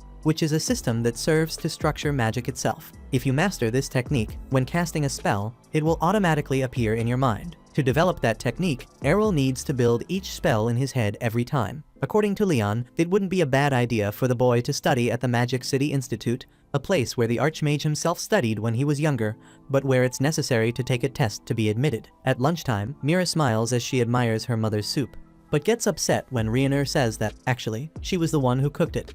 So she starts finding faults in the food for no reason. Farah points out that Rioner has become a great cook and swordswoman, while Leon acknowledges that she's as beautiful as she is hardworking. Farah jokes that she's jealous, and Rioner likes the fact that this couple is so close. She likes to think that if her mother were alive, her parents would be like that too. To please his wife, Leon conjures a heart of fire that splits into several birds flying in coordinated circles, and that trick increases Errol's desire to train and become stronger. 3 years later, Rioner is still going strong, training intensely at Errol's house and developing other skills, like making a tea that Farah fell in love with. However, in the middle of this relaxed moment between the two, Mira starts crying and says she went to wake her brother up. But there was only a letter left behind saying that he was going to the City of Magic. The mother comforts her daughter, who can't stop crying, pointing out that Errol had indeed mentioned his interest in magic. But this departure seems far too sudden. Rioner comments that she once did something similar with her father, and now she understands how sad it is to be abandoned like that. Farah hugs the girl and asks her not to do the same thing as her son, and she promises she won't, especially since she still has a lot to learn there. Farah confesses that her children are a bit more reckless than she would like, and she pretends she doesn't know who they take after. Leon appears right after waking up and has no idea what's going on. Meanwhile, on the way to Alsbel, the City of Magic, the classless one learns from the coachman that it will take approximately 2 more days to reach their destination. By the way, this man comments that the young one is really strange, since 3 years ago he caused quite a stir in the City of Swords and then simply went back home as if nothing had happened. And now he's suddenly heading to Alsbol out of nowhere. Listening to the conversation, accompanied by some friends, a passenger in the carriage comments that Errol seems a bit older than them to be entering the Magic Institute, and that maybe it's already too late. A friend asks Kaido to stop picking on the guy, since he probably failed the entrance exam several times. Kaido says that Kyufa might think she's defending him, but she's actually bullying him even more, so the two start arguing. The last girl asks them to calm down, and the boy tells Colette to shut up. After the situation settles down, Kaido asks what kind of magic Errol is good at, saying he's good at red magic. Thinking about what to answer, Errol remembers a lesson he had with his father about the 6 styles of sorcery, which are divided by colors: red, blue, green, yellow, white, and black. While the magical ability a person can obtain varies for each individual, in Errol's case, there is no such limitation. After recalling that day, the boy says he's not good at any kind of magic, since he's classless. Kaido is left speechless, while Kyufa laughs and says the man is joking, since no classless person would bother going to the Magic Institute. The kid asks if he looks like a clown, but Errol shows his ID and proves he was serious. The 3 kids are left in shock after seeing a classless person for the first time. Kaido wants to know if Errol has a screw loose for wanting to enter the institute, and the poor guy feels like he's had this conversation before. Suddenly, a frightening roar is heard in the middle of the forest. Errol imagines it came from the Troll King and that it was directed straight at them. Scared out of his mind, Kaido tells the driver to hit the gas, but the horses were so startled that they froze completely. Like a Teletubby, Colette screams that it's time to say goodbye, but Kyufa beats her chest and declares that, king or not, a troll is still a troll. Thinking along with her friend, Kaido assumes the king must be slow because he's huge, so the two agree they could exploit that weakness and win the fight if everyone works together. Colette joins her partners, and then the troll appears before the carriage. Colette starts panicking again, but the boy in the group gives her a shove, saying that fighting in fear means fighting already defeated. However, at that same moment, the real Troll King, 4 times bigger than the first, appears and sends the other one flying into the sky, and the trio immediately concludes that they're going to die. Still, trying to stop shaking, Kaido steps off the carriage with his wand, ready to go down shooting. In an impressive display of courage, the boy gathers all his mana at once and launches a fireball at the troll, but it only serves to make the monster even angrier. From that moment, Kaido knows his time has come, but Errol decides to intervene with an explosion and vaporizes the enemy in the blink of an eye. The kids stare in shock at the classless one, since explosion powers are supreme level red magic, the kind only archmages can cast. After ending the fight, Errol heals the horses and gets them moving again, so Kaido decides to apologize for having underestimated him just because he's classless. As if that weren't enough, he asks if he can call Errol Master, since he wants to become a great wizard like him. Errol shows his classless ID again, but the kids start to suspect it's fake and that he's hiding his true identity for some reason. At that moment, Errol regrets not having used only his sword to kill the troll. Hours later, the carriage approaches the gate of Alsbol, the city of magic, practically a walled island in the middle of a lake. When the travelers say goodbye to the coachman and cross the bridge to the city, Kaido follows Errol like a little puppy, which annoys his friends. After all, if this guy is much more powerful than he says he is, maybe he used a spell to control Kaido's mind, so they should keep an eye on their friend. Hearing that from afar, Errol can't take it anymore and just wants this whole situation to end already. Inside the city, once Errol used an explosion in the forest, Kaido asks if he's going to take the Red Institute's exam. Being honest, the boy didn't even know that the institutes were also divided by colors, just like the magic classes, and the kid explains that the difference between them is so big that they need to be divided. By the way, Kyufa explains that she's going to the Blue Institute, while Colette is going to the green one. Kaido teases them, saying they'd better open their eyes, or they'll end up being sent away and having to go back to the countryside with their tails between their legs. Speaking of that, Errol hopes he won't be stopped from taking the test, like what happened in the City of Swords. Therefore, he decides to go with Kaido to the Red Institute, where both of them fill out a form with their personal information to start the test. Errol hands his paper to the receptionist who, when looking at the candidate's class, asks if he filled out the blanks correctly. The boy gets tense, certain he'll be stopped from taking the exam once again. However, the employee only wanted to confirm the information and assures both boys that they're in the initial phase of the exam. Confused, Errol asks if he's really allowed to take the exam being classless, and the girl confirms that everyone can participate, which surprises the boy. On the way to the first phase, with a smile from ear to ear, Kaido assures that his master will pass the exam easily with all his vast power. As soon as they arrive at the testing field, a candidate is throwing a fireball at a mannequin wearing war armor, and upon hitting it, he's approved in the test. Next, a cocky kid shows up full of arrogance, looking down on the others for having used only simple fireballs. The person in charge of the exam is impressed when reading the boy's form. Realizing that he's already a mage, an advanced class, even though he's so young, Errol asks what's so special about that. Then Kaido explains that those blessed with an advanced class are considered prodigies, and they always have a much smoother path toward success, which makes everyone envious. Thinking about his father, Errol finds it curious that someone with an advanced class could also be just an ordinary man with a peaceful life in the countryside. Finally, the cocky candidate asks if he can destroy the mannequin with his flames. Kaido comments that this kid thinks too highly of himself, and Errol replies that Kaido himself isn't one to talk much. Then the candidate casts Eruption, a sinister pillar of fire that leaves everyone around him in shock except Kaido, who mocks the guy by saying he's strong, but still nowhere near his master's level. Errol slaps the boy on the head to make him learn to stop dragging him into things, and that gives the blonde brat an opening to claim that this so-called master surely knows the difference in strength between them, since not just anyone can melt metal with fire. That said, Errol points toward the mannequin, and when the boy looks in that direction, he notices that it's still standing. The examiner explains that it's because the dummy was made of mithril by the Yellow Institute, and it's practically impossible to melt that rare ore.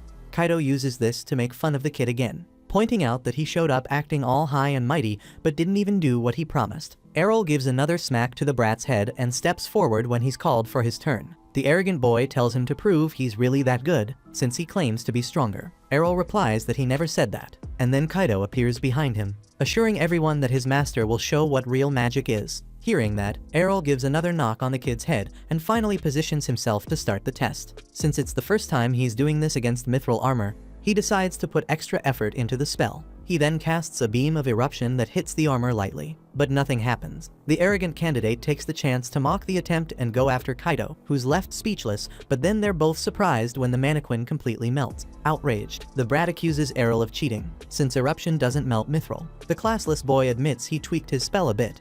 Instead of using the standard force, he compressed the flames to reduce their spread, leaving the brat speechless after being approved. Errol decides to move on to the Blue Institute. Arriving there, Kyufa had just hit the mannequin with a water ball. When she sees him, she asks why he's there, since he had decided to take the Red Institute's test. With no time to answer, he's called for the test, then fires several ice spears that shatter the mithril mannequin into tiny pieces. Next, only the Green Institute remains, where he finds Colette crying in the entrance courtyard. She says she's so nervous her legs feel like jelly, so much so that she hasn't even registered for the test yet. She confesses that, unfortunately, she's the type who gets very nervous when she has to perform. And truth be told, her two friends have helped her a lot up to that point, but since this test is individual, now the poor girl feels a bit lost. Speaking of that, she asks what Errol does to calm down in such tense moments, but he replies that he's never felt that way. In fact, he asks the girl to describe the feeling, and she imagines it's anxiety caused by the fear of failure. Errol asks if she's never failed in life, and she assures him it's quite the opposite. She fails so much that she'd rather avoid it altogether. The boy doesn't understand why she feels that way,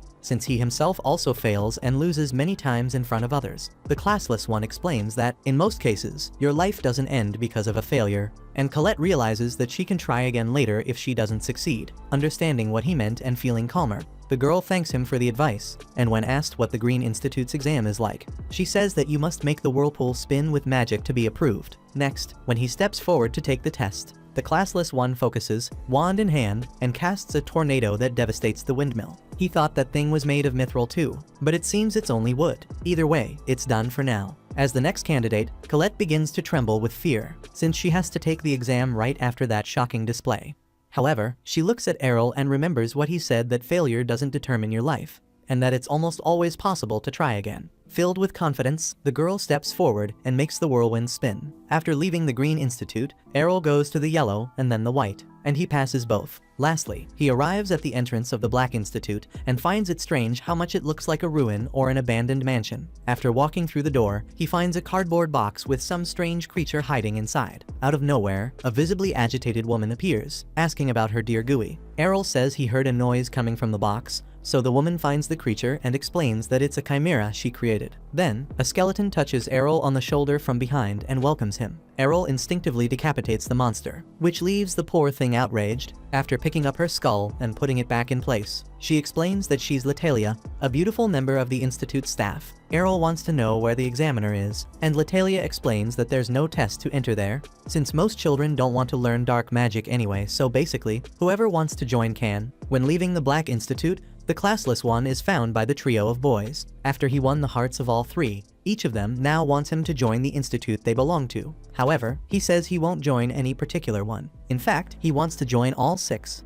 By the way, Errol shows everyone the identification card he managed to get from all the schools. Because of that, they ask if the schools didn't talk to each other about it, and Errol explains that they didn't, since apparently the students' information isn't shared between schools. Now, on the other hand, when checking the school's schedules, the classless notices that there are several overlapping classes because of the excess of courses, but it's important to point out that the minimum attendance requirement is only 20%.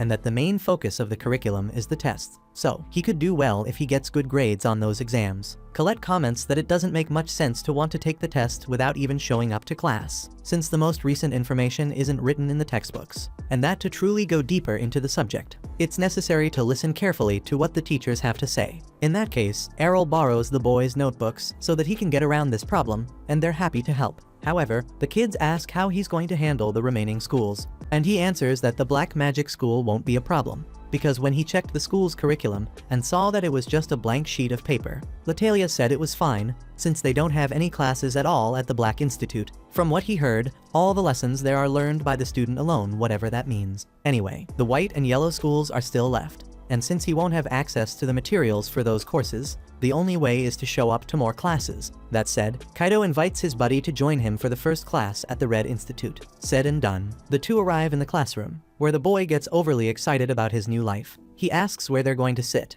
and Errol immediately calls dibs on the back row. Curiously, the cocky kid who picked a fight with them during the exam was also in that class, and even though he had lost all the confidence he had after being humiliated in the test, the brat kept raising his tone, insisting that it's impossible for a mage like him to be inferior to a conjurer like Errol. Errol calmly explains that he isn't a conjurer, nor a mage, and much less an archmage, which confuses the boy's head even more. He no longer knows what to believe about this crazy guy. At that moment, the teacher arrives and asks everyone to sit down so the class can begin. But before that, the cocky student introduces himself as Royce and asks what Errol's class is, since he was the only one, besides himself, capable of using eruption during the exam. The teacher reads in his records that the other student is classless, and that information leaves Royce even more disturbed. With no time for more side conversations, the instructor starts the day's lesson, and Kaido quickly realizes, right on the first day, that he's going to struggle with all this theory and math, a ton of bureaucracy just to cast a single spell. Errol, on his part, is frustrated and bored from receiving such a basic lecture about sorcery, and while copying the material into his notebook, he thinks it would be much more practical if conjurers were blessed beforehand with all this information already memorized. Speaking of which, the teacher explains that many students haven't completely memorized this content, and that the reason they can still use magic is because of their natural abilities. On the other hand, having a deep understanding of sorcery makes life even easier, helping the user understand the best moment to use each type of spell and allowing them to control their mana better. Besides that, as students progress, someday they'll be able to turn their basic spells into more advanced powers. Kaido comments that that's what Errol did, and the classless one is surprised to find out that it was considered an advanced technique, while remembering that his father used to mix and shuffle spells every day as if they were pieces of a puzzle. In the next scene, at a training field, while stretching alongside Colette, Errol concludes that he gave the in-person classes a chance, but none of them offered him anything new. Still, he thinks the Green Institute is quite interesting, mainly because of this practical training where they need to practice flight magic. Colette is surprised that her friend has never done that,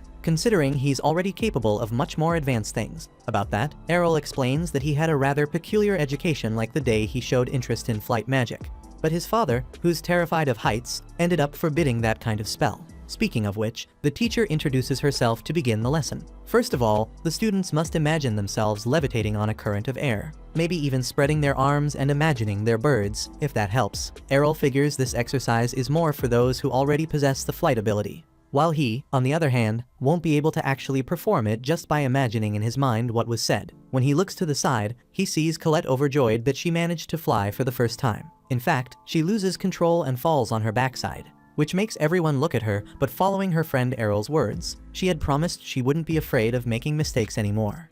and that's exactly what she's putting into practice. Errol reflects that Colette quickly grasped the concept and will probably evolve a lot if she keeps practicing. And since practice is the only path, the classless focuses on finding some different solution to take flight. That solution was conjuring a tornado beneath himself, which worked as a spring to launch him high into the air. In the end, he crashes onto his back with such force that it creates a small crater in the training field. While Colette helps him get up, another student approaches to point out how terrible the two of them are at what they do. To show how it's done, the guy floats with impressive smoothness and performs an extremely graceful flight without the slightest difficulty. After landing on the ground with everyone's admiring eyes fixed on him, he explains that he focused all his studies solely on the art of flying ever since he became a conjurer. And because of that, he won this race. Errol asks what's this talk about a race, and Colette explains that it's a sport that uses flight magic, where people compete by flying through a course to see who reaches the goal first. Errol finds it fun and volunteers to participate, which makes the human parakeet even more vain,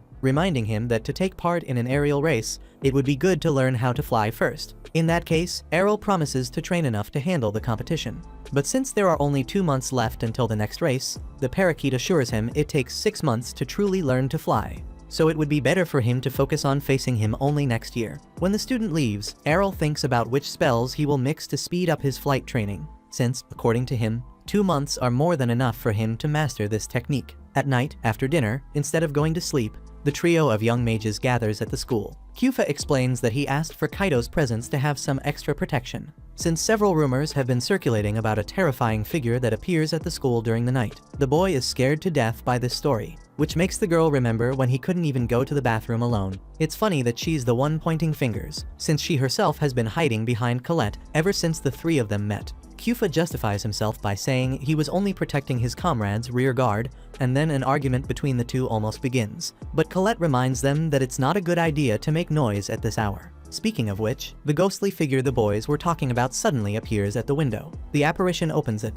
and when Colette starts screaming, we see that it's a hooded man who covers the girl's mouth. Kaido threatens to roast the ghost, but the man removes his hood and reveals that it was Errol all along. He asks what the kids are doing there, and Kefka asks the same question back, full of anger. In that case, the classless one explains that he's been practicing his flying every single night in this area since the day he decided to take part in the next race. Kaido worries the guy might have a breakdown from taking on so many commitments one after another, but Errol assures him he's taking care of his health. In fact, he was sleeping during most of their conversation. The fact that he can practice while asleep will be the key to mastering the flying technique within the deadline, since that way he restores his mana and energy while developing this ability. Using a well-known saying, it's like killing 2 birds with 1 stone. Speaking of development, Kaido laments that he hasn't gotten stronger since he started taking classes, so he would like to train on his own, just like the one he calls Master. In that case, Errol recommends that the kid first get rid of this bizarre fear of ghosts. Following the classless one's example, Kefka and Colette also feel motivated to do extra training to reach a higher level.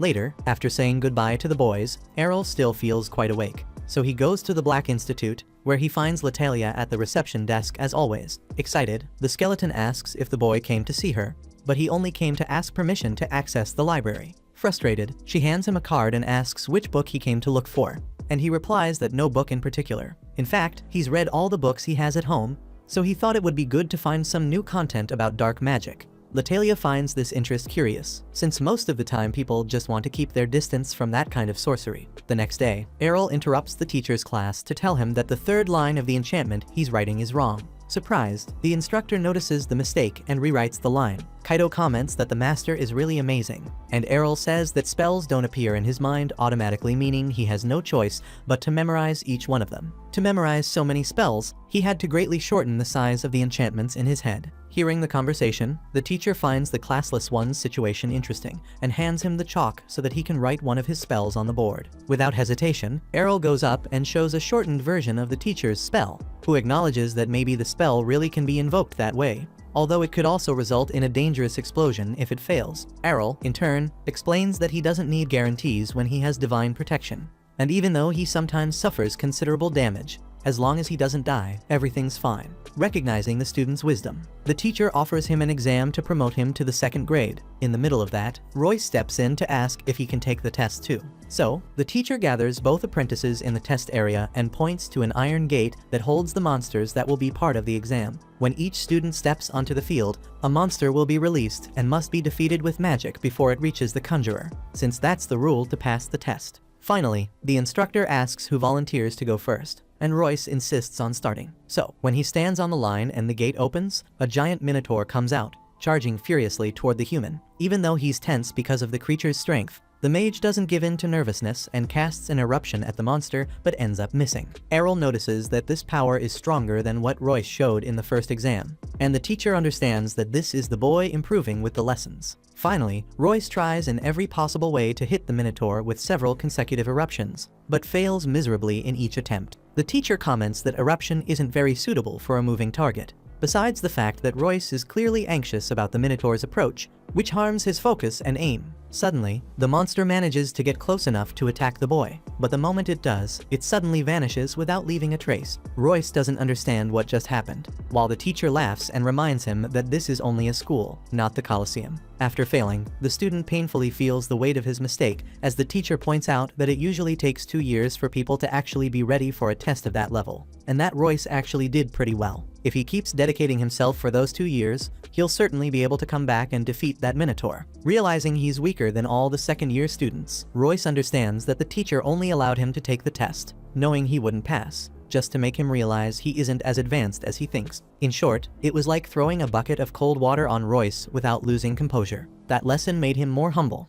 He recognized his limits and promised to work with more humility from now on. Next, Errol is sent to the field, and the teacher announces that he will release a monster of the same species as the previous one. However, when the creature leaves its cell, the classless boy wonders how on earth this huge thing could be of the same species as the Minotaur. In the midst of that, a girl runs in, apologizing to Professor Bacchus, saying there had been a mistake. One of the superior Minotaurs had been mixed in with the others for the exam. However, it was already too late. The Minotaur was charging forward with all its speed and strength toward the student. On the other hand, Errol doesn't know anxiety. Completely calm, almost too calm, he conjures 2 spears of fire and shoots them at his target. But the monster manages to dodge with a leap. Seeing that, Bacchus worries that the superior Minotaur might not fall into the trap designed to protect students from being attacked. So he tells Errol to leave the field so that he can defeat the threat himself. However, the student insists he can handle it. After all, the fire spears missing was part of his calculation. They turn around and strike the Minotaur from behind. Now that his target is immobilized after taking a heavy blow to the joints, the classless boy casts an eruption and finishes the job. The teacher can't believe what he's seeing, since this kind of Minotaur is only used to train elite students with extremely rare and advanced classes. It makes him think that maybe they made a mistake when they classified Errol as classless. Either way, the boy has earned it and is promoted to the 2nd year. Later, when the trio of mages meets with Errol, Kaido keeps bragging that his master is the best there is, as if he were the one who passed the test. Speaking of which, even though Errol passed the exam, he looks downcast. After all, this kind of promotion test usually happens only once a year, at the end of the semester, and this one at the Red Institute was an exception because he was recommended by his instructor. Still, the boy fears that the same might not happen at the other schools.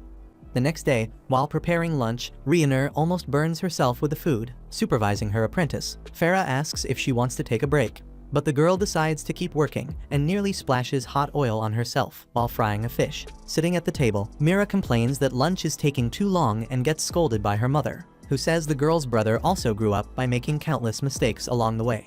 Mira replies that her brother has nothing to do with this cow, so Rionur, already knowing how to handle the child's temperament a little better, responds that Errol really did go through much tougher training than she has. Speaking of the classless one, he tells the teacher at the Blue Institute that he'd love for her to recommend him to take an early promotion exam. Knowing that only the most exceptional students can get that privilege, he asks the instructor to take a look at his blue magic. She, in turn, makes it clear that she will consider the possibility if he starts taking the classes seriously. However, Errol bluntly says that these lessons have been pretty useless to him, and that's exactly why he wants to skip this stage so badly.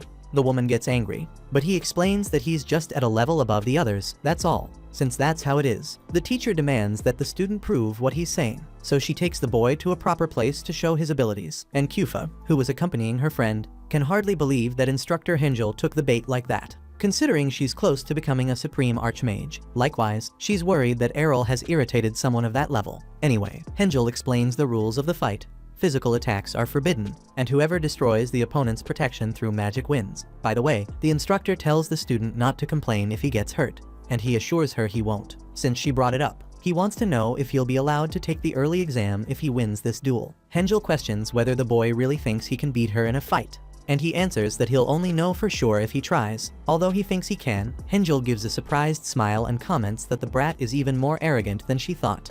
And since he's so confident, it's time to really show what he can do. With that, Hengel summons an ice tempest with air so cold that Kufa's lungs hurt from a distance. A tornado forms above Errol and leaves a frozen dome behind when it vanishes. Certain she's already won, the instructor teaches the student that the golden rule to winning duels is finishing the opponent with a powerful spell right at the start of the battle. Suddenly, Errol breaks the dome with a punch after protecting himself inside an ice shield he cast before being hit. Hengel is surprised that the classless one defended against her quick spell and acknowledges that he's fast at creating magic. Either way, Errol announces that it's his turn now, then casts ice blades to counterattack. Hengel mocks him, asking if he really thinks he can beat an archmage with a basic skill, then responds with the same technique so their spears collide and destroy each other. After that, she realizes this magic is the boy's specialty, since he used it to pass the entrance exam. However, she warns that she can't be defeated that way, since she's also a specialist in it. In that case, Errol casts ice spears again, but now double the amount. Calm, Hengel does the same, leaving Kufa freaking out over the strength of these two. Not holding back, Errol summons 100 spears to the rival's left side,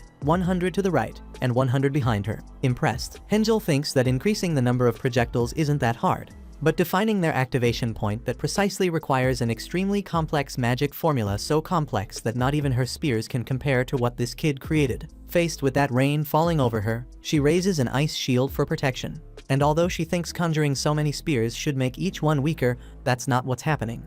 Each one hits the barrier with considerable force. Still, it's a basic spell and isn't capable of destroying an ice shield. On top of that, the shards of ice freeze onto the wall, strengthening it even more, accumulating mana in the instructor's favor and allowing her to prepare a powerful counterattack once Errol's offensive ends. However, contrary to what she thought, Errol wasn't anywhere near finishing his attack. On the contrary, everything he was doing was preparing the ground for the final blow. By thickening the ice wall, his idea was to make it impossible to break, trapping Hengel inside. With that done, Errol conjures a gigantic ice spear above the instructor who, with nowhere to run, desperately summons a new ice shield to contain the damage. However, the spear was far too powerful, and it didn't take long before it pierced through the defense, hitting the instructor and giving the victory to the student. Later, Errol and Kufa tell their friends how the classless one not only won the fight against the Blue Institute's instructor, but was also automatically promoted by her because of it. However, there are still a few schools left to visit, and when faced with that look on his face, Colette knew exactly where he would go next. So she accompanies Errol to the Green Institute so the classless one can ask the receptionist about the promotion test for the second year. But unlike the previous schools, where students need permission from instructors to take the exam, the Green Institute requires the director to authorize it, and unfortunately, the receptionist believes Errol won't be able to bother the director for a long time, since he's always busy and might end up expelling the student if he starts annoying him. The boy shows a bit of impatience and asks if he could prove his worth right there at the reception, and the staff member tells him he's free to go ahead if he wants to get expelled. Colette asks why her companion is in such a rush, and he replies that he needs to improve his magic skills as soon as possible so he can reach the strength of a certain person. In that case, his friend gets an idea. Soon after, Colette takes Errol, Kaido, and Kufa to the place where the Institute's famous flying race will be held. Kaido even comments that Colette herself could be participating, but she thinks it's still too early for her. Errol regrets that his partner won't be joining, but he's grateful she came up with such a great idea, because as she had said at the Institute's reception, this race will be the classless boy's chance to meet the headmaster of the Green Academy, since every year he shows up to hand the prize to the winner. Back at the front desk, the receptionist didn't want to mention that so she wouldn't encourage the competitor, but she emphasizes that this race has about 300 participants. Even so, Errol stated he would win. On the other hand, as the time for the competition approaches, one opponent in particular doubts that very much. That cocky kid, the one who acted like the hottest thing alive when it comes to flying, shows up just to mock Errol, but to his frustration, the guy doesn't even remember who he is. Filled with anger, the brat introduces himself as Skake, the future best in the world when it comes to flying magic. And that's exactly why he'll be leaving this race with a trophy. Errol is sorry to say it, but he declares he'll be the winner. Skake asks how he can be so confident when, 2 months earlier, he didn't even know how to fly. Errol says he trained a lot, but the rival insists that the classless boy could never have practiced more than he did in that time. Finally, the event's announcer declares the start of this year's Mage Cup and explains the race course. It begins at the Green Institute and goes through the city's main gate toward the outside of the wall. Once outside, the competitors must circle the entire wall, passing by every academy, and then return through the same gate to reach the finish line back at the Green Institute. The headmaster is introduced by the host and asks the students to be very careful not to get hurt, and Errol waits eagerly for the chance to meet the man. Beside the headmaster, the event also features Instructor Dummel as the commentator. Today, he immediately draws screams from all the girls when he appears on the big screen, with all his beauty and irresistible charm for the opposite sex. Feeling jealous after seeing Kufa and Colette drooling over the guy, Kaito begs his master to destroy that pretty boy,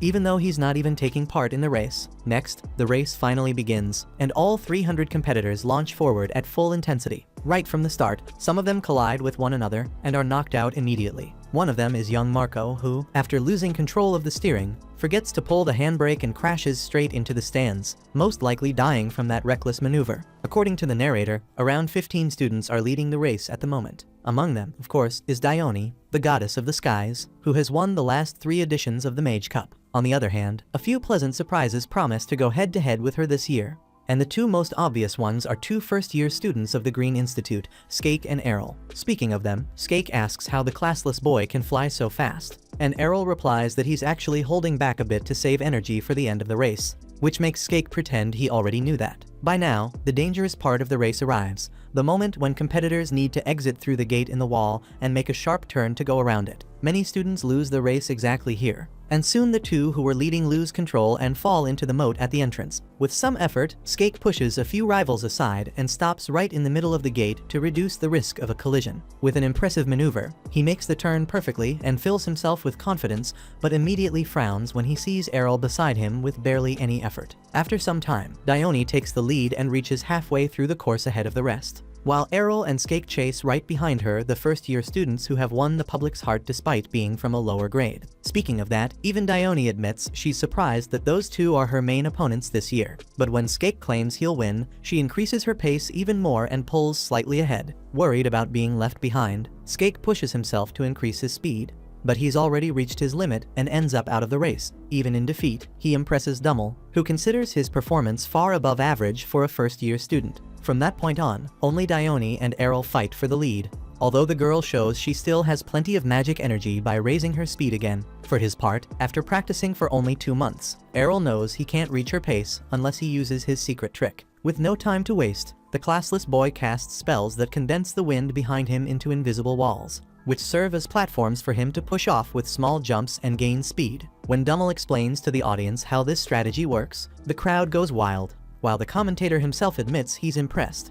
The boost provided by the compressed wind walls isn't that big, and what really matters is the caster's physical conditioning. In other words, Errol shows incredible leg strength and a skill level only a supreme-class swordsman could display. Hearing this through the speakers, Errol reflects to himself that the correct title would be Skyblade Swordsman, to be more exact. At this moment, the part that will decide the winner arrives, because up ahead the competitors must repeat that sharp turn toward the inner wall, only now at an even higher speed, since that's what happens in the final moments of a race when everyone is fighting for the lead.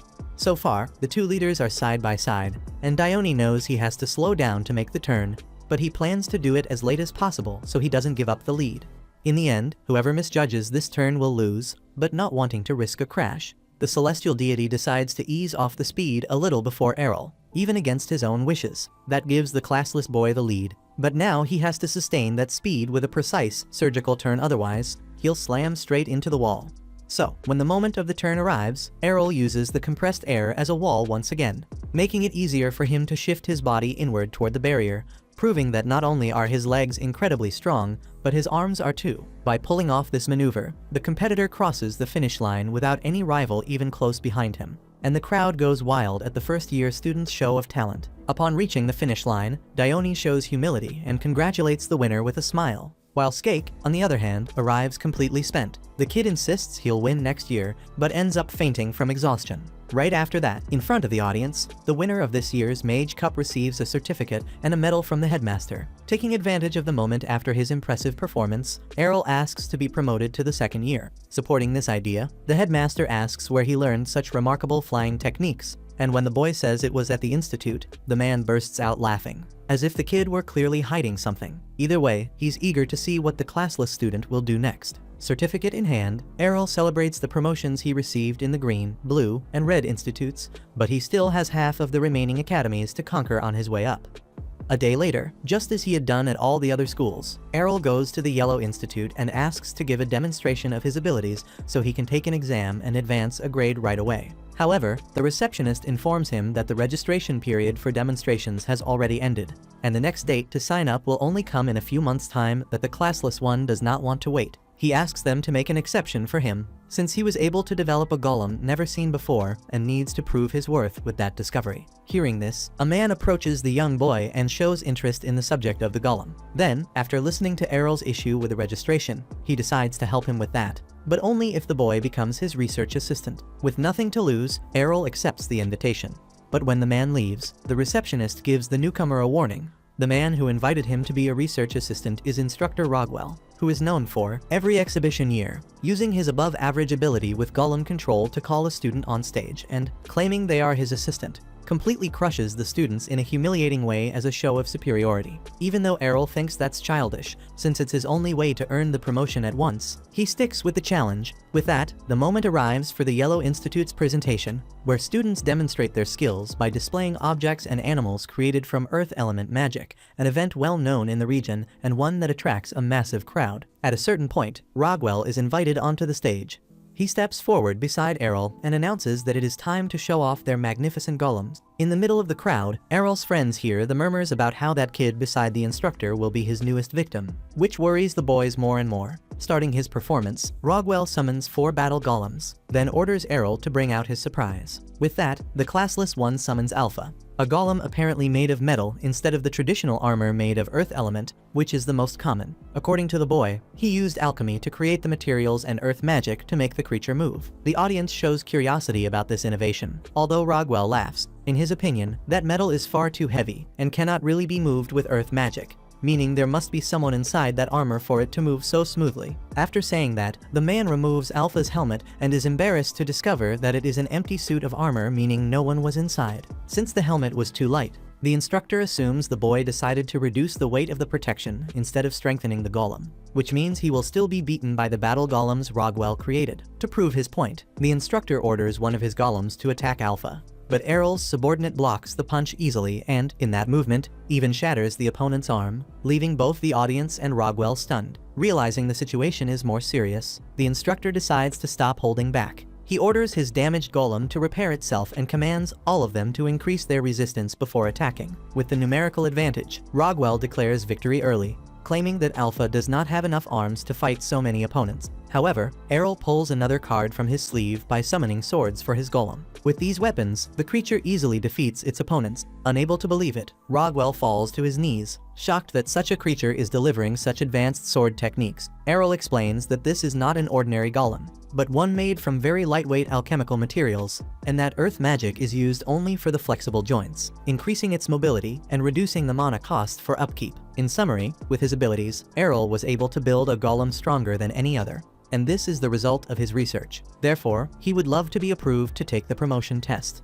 Shamelessly, Rogwell says that his assistants are never part of the evaluation, but if Errol agrees to join him in his golem research laboratory, the instructor might get that promotion approved with the institute's leader. Once again, with no way out, the boy ends up accepting the invitation. After that, he meets Keed, the person in charge of the practical test that will determine whether the classless one receives the promotion or not. Since the woman hasn't opened her eyes even once since he walked into the room, Errol asks if she is alright, and she tells him that she cannot see with her eyes, but she can feel the magic that resides in objects. For example, just by sensing Errol's magic, Keed can already say what kind of person he is. Speaking of which, she focuses on the boy's magical energy and notices that it is simply bottomless, and that several different energies are intertwined within it, something certainly very unusual. In any case, Keed takes Errol to the royal family's tomb of a great empire that collapsed long ago. Since a huge amount of magic had been accumulated in that place, it ended up becoming a dungeon filled with the undead. Errol enters the cave and lights up a light spell with his wand, but Keed asks him to be careful, since the undead are attracted to brightness, which can increase the chance of the boy being attacked. Speaking of which, a skeleton tries to strike Errol, but the student responds with a quick holy ray that destroys the creature. He repeats the attack on several undead along the way, as if he were sweeping dust from the floor, showing that he has no difficulty dealing with these enemies. After he finishes off a bunch of monsters, Keed approaches and, even without understanding how that's possible, announces that the student has passed, since the mission was simply to defeat the skeletons in this part of the dungeon. Now they must return, but she warns him not to keep casting spells in sequence like that, or he may end up without mana. Errol feels that he didn't even use 1% of his magical energy, and he proves it when he hits another undead one that had been hiding its presence with another holy ray. This monster is on a much higher level than the others, since it can even speak and manage to withstand the human's first holy ray. Radiating confidence, the skeleton begins to introduce himself, but Errol fires another holy ray, and the creature starts screaming in despair. When the effect ends and it looks like he might complain, Errol casts a sacred cross and ends the matter. After that, Errol starts walking toward the exit of the cave, but Keed, embarrassed, explains to him that the last undead was a high-rank monster. Yet it was defeated with a sacred cross, a light spell that can only be used by highly trained and talented exorcists, which is absurd. Errol, on the other hand, thought the sacred cross was basically the same thing as the holy ray. Later, while reading a book in the Black Institute's library, Errol is disturbed by Letalia, so he smacks the poor girl's skull, sending her head flying. In reality, he's irritated because this institute doesn't have a promotion exam like the others. After retrieving her skull, Letalia explains that the school used to operate like the others, with tests and everything. But the system collapsed because of a lack of students. Looking around and seeing how empty the place is, Errol agrees that the school is in rough shape. He also notices an extremely fortified door and asks Letalia what's on the other side. She explains that it's the room where students test the spells from the books. In other schools, students can do that outdoors, but since this institute deals with dark magic, doing that here could easily lead to a major disaster. With that in mind, Errol picks out a few grimoires to test the powers inside them. The first is called Magic that transforms humans into grotesque monsters, while the second, to his own surprise, doesn't even have a name. Not remembering picking it up, Errol opens the book and ends up removing the magical seal of a demon that was trapped inside. The demon thanks him for being freed, since no one ever wanted to take the book he was sealed in. But now that Errol kindly released this school kid backpack, he's ready to reward the human in the best way he knows. To return to the demon realm, he needs a catalyst, which is basically human flesh and blood. So he plans to use Errol as the sacrifice for the ritual. With that said, the creature attacks the human. Errol defends himself with his wand and counterattacks with explosion magic, but the spell doesn't activate. The demon laughs and explains that the boy fell into his trap and is now unable to use magic because of the magic circle beneath his feet. Since that's the case, Errol decides to fight the traditional way with his own hands. The demon finds it ridiculous that a mage would try to fight him with brute force, but Errol cuts off the demon's head with the wand. Even though he can regenerate, the monster is impressed that this guy can actually do that. Still, he's confident he can't be defeated with what his opponent has to offer. Errol then begins an endless sequence of blows with his wand. At first, the demon laughs because he isn't taking any damage, but as the hits continue, he realizes that, for some reason, he's shrinking with every strike. By then it's too late. The barrage is so strong that he can't react anymore, and all he can do is beg shamefully for his opponent to stop. At a certain point, Errol actually stops, but only when the demon is practically the size of a tiny fairy. And to make matters worse, Errol marks him with a servitude seal, forcing him to serve as his familiar. And if he even thinks about rebelling, he'll suffer agonizing pain. Later, Errol meets with his friends again and says he passed the exams of the Yellow and White Institutes, which gives him second-year status at all schools except the black one, for very specific reasons. Changing the subject, Kaito asks who the chubby little guy next to him is, and the creature mutters that the pet is his mother, so he gets flicked on the forehead. Kufa asks Errol to go easy on the little guy, but then calls him the same thing and earns the demon's anger again, only for the girl to grab both his ears at once. Out of patience, Errol tells Maddie to go buy bread for the group's snack. The creature corrects him, saying his name is Mastema, and when he refuses the order, he suffers the terrible pain his master mentioned, so he ends up going against his will. 6 months later, during a meeting with the leaders of the 6 institutes of Alsbol, the city of magic, the person in charge presents a spreadsheet with the budget each school will receive next year, based on the number of students and sponsorships each one has, which determines how much income each institute generates and will receive back. Since it will receive more than 40% less than usual, the director of the Black Institute, Blag Hakuro, raises his voice and becomes the only person to protest the budget division. The official argues that the school is in full decline, with fewer students and less revenue each year, which justifies the cut.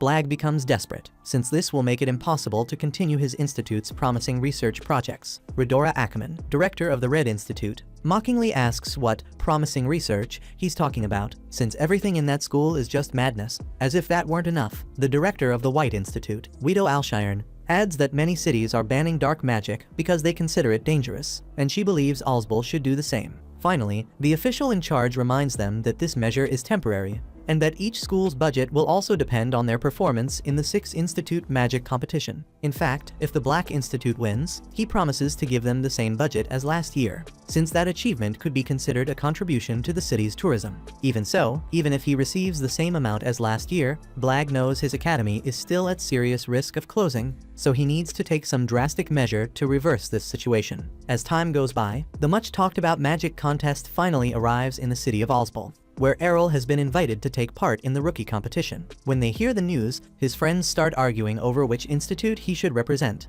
while the classless one doesn't even know if he's supposed to choose only one in order to participate. Maddie asks which one he's going to pick, if that's the case, so Errol explains that the headmasters will have a meeting with him tomorrow to talk about it right when the first day of the rookie competition begins. Hours later, when night comes, Blag Hakuro draws a large, complex magic circle on the floor of his laboratory using nothing but chalk. After all that work, he wipes the sweat from his forehead, hoping this will finally prove the value of dark magic to the fools who refuse to acknowledge its power. To do that, he activates the magic circle and summons Gluttony, the most powerful monster in the demon realm. However, the situation slips out of control, and the creature ends up swallowing the director of the Black Institute whole.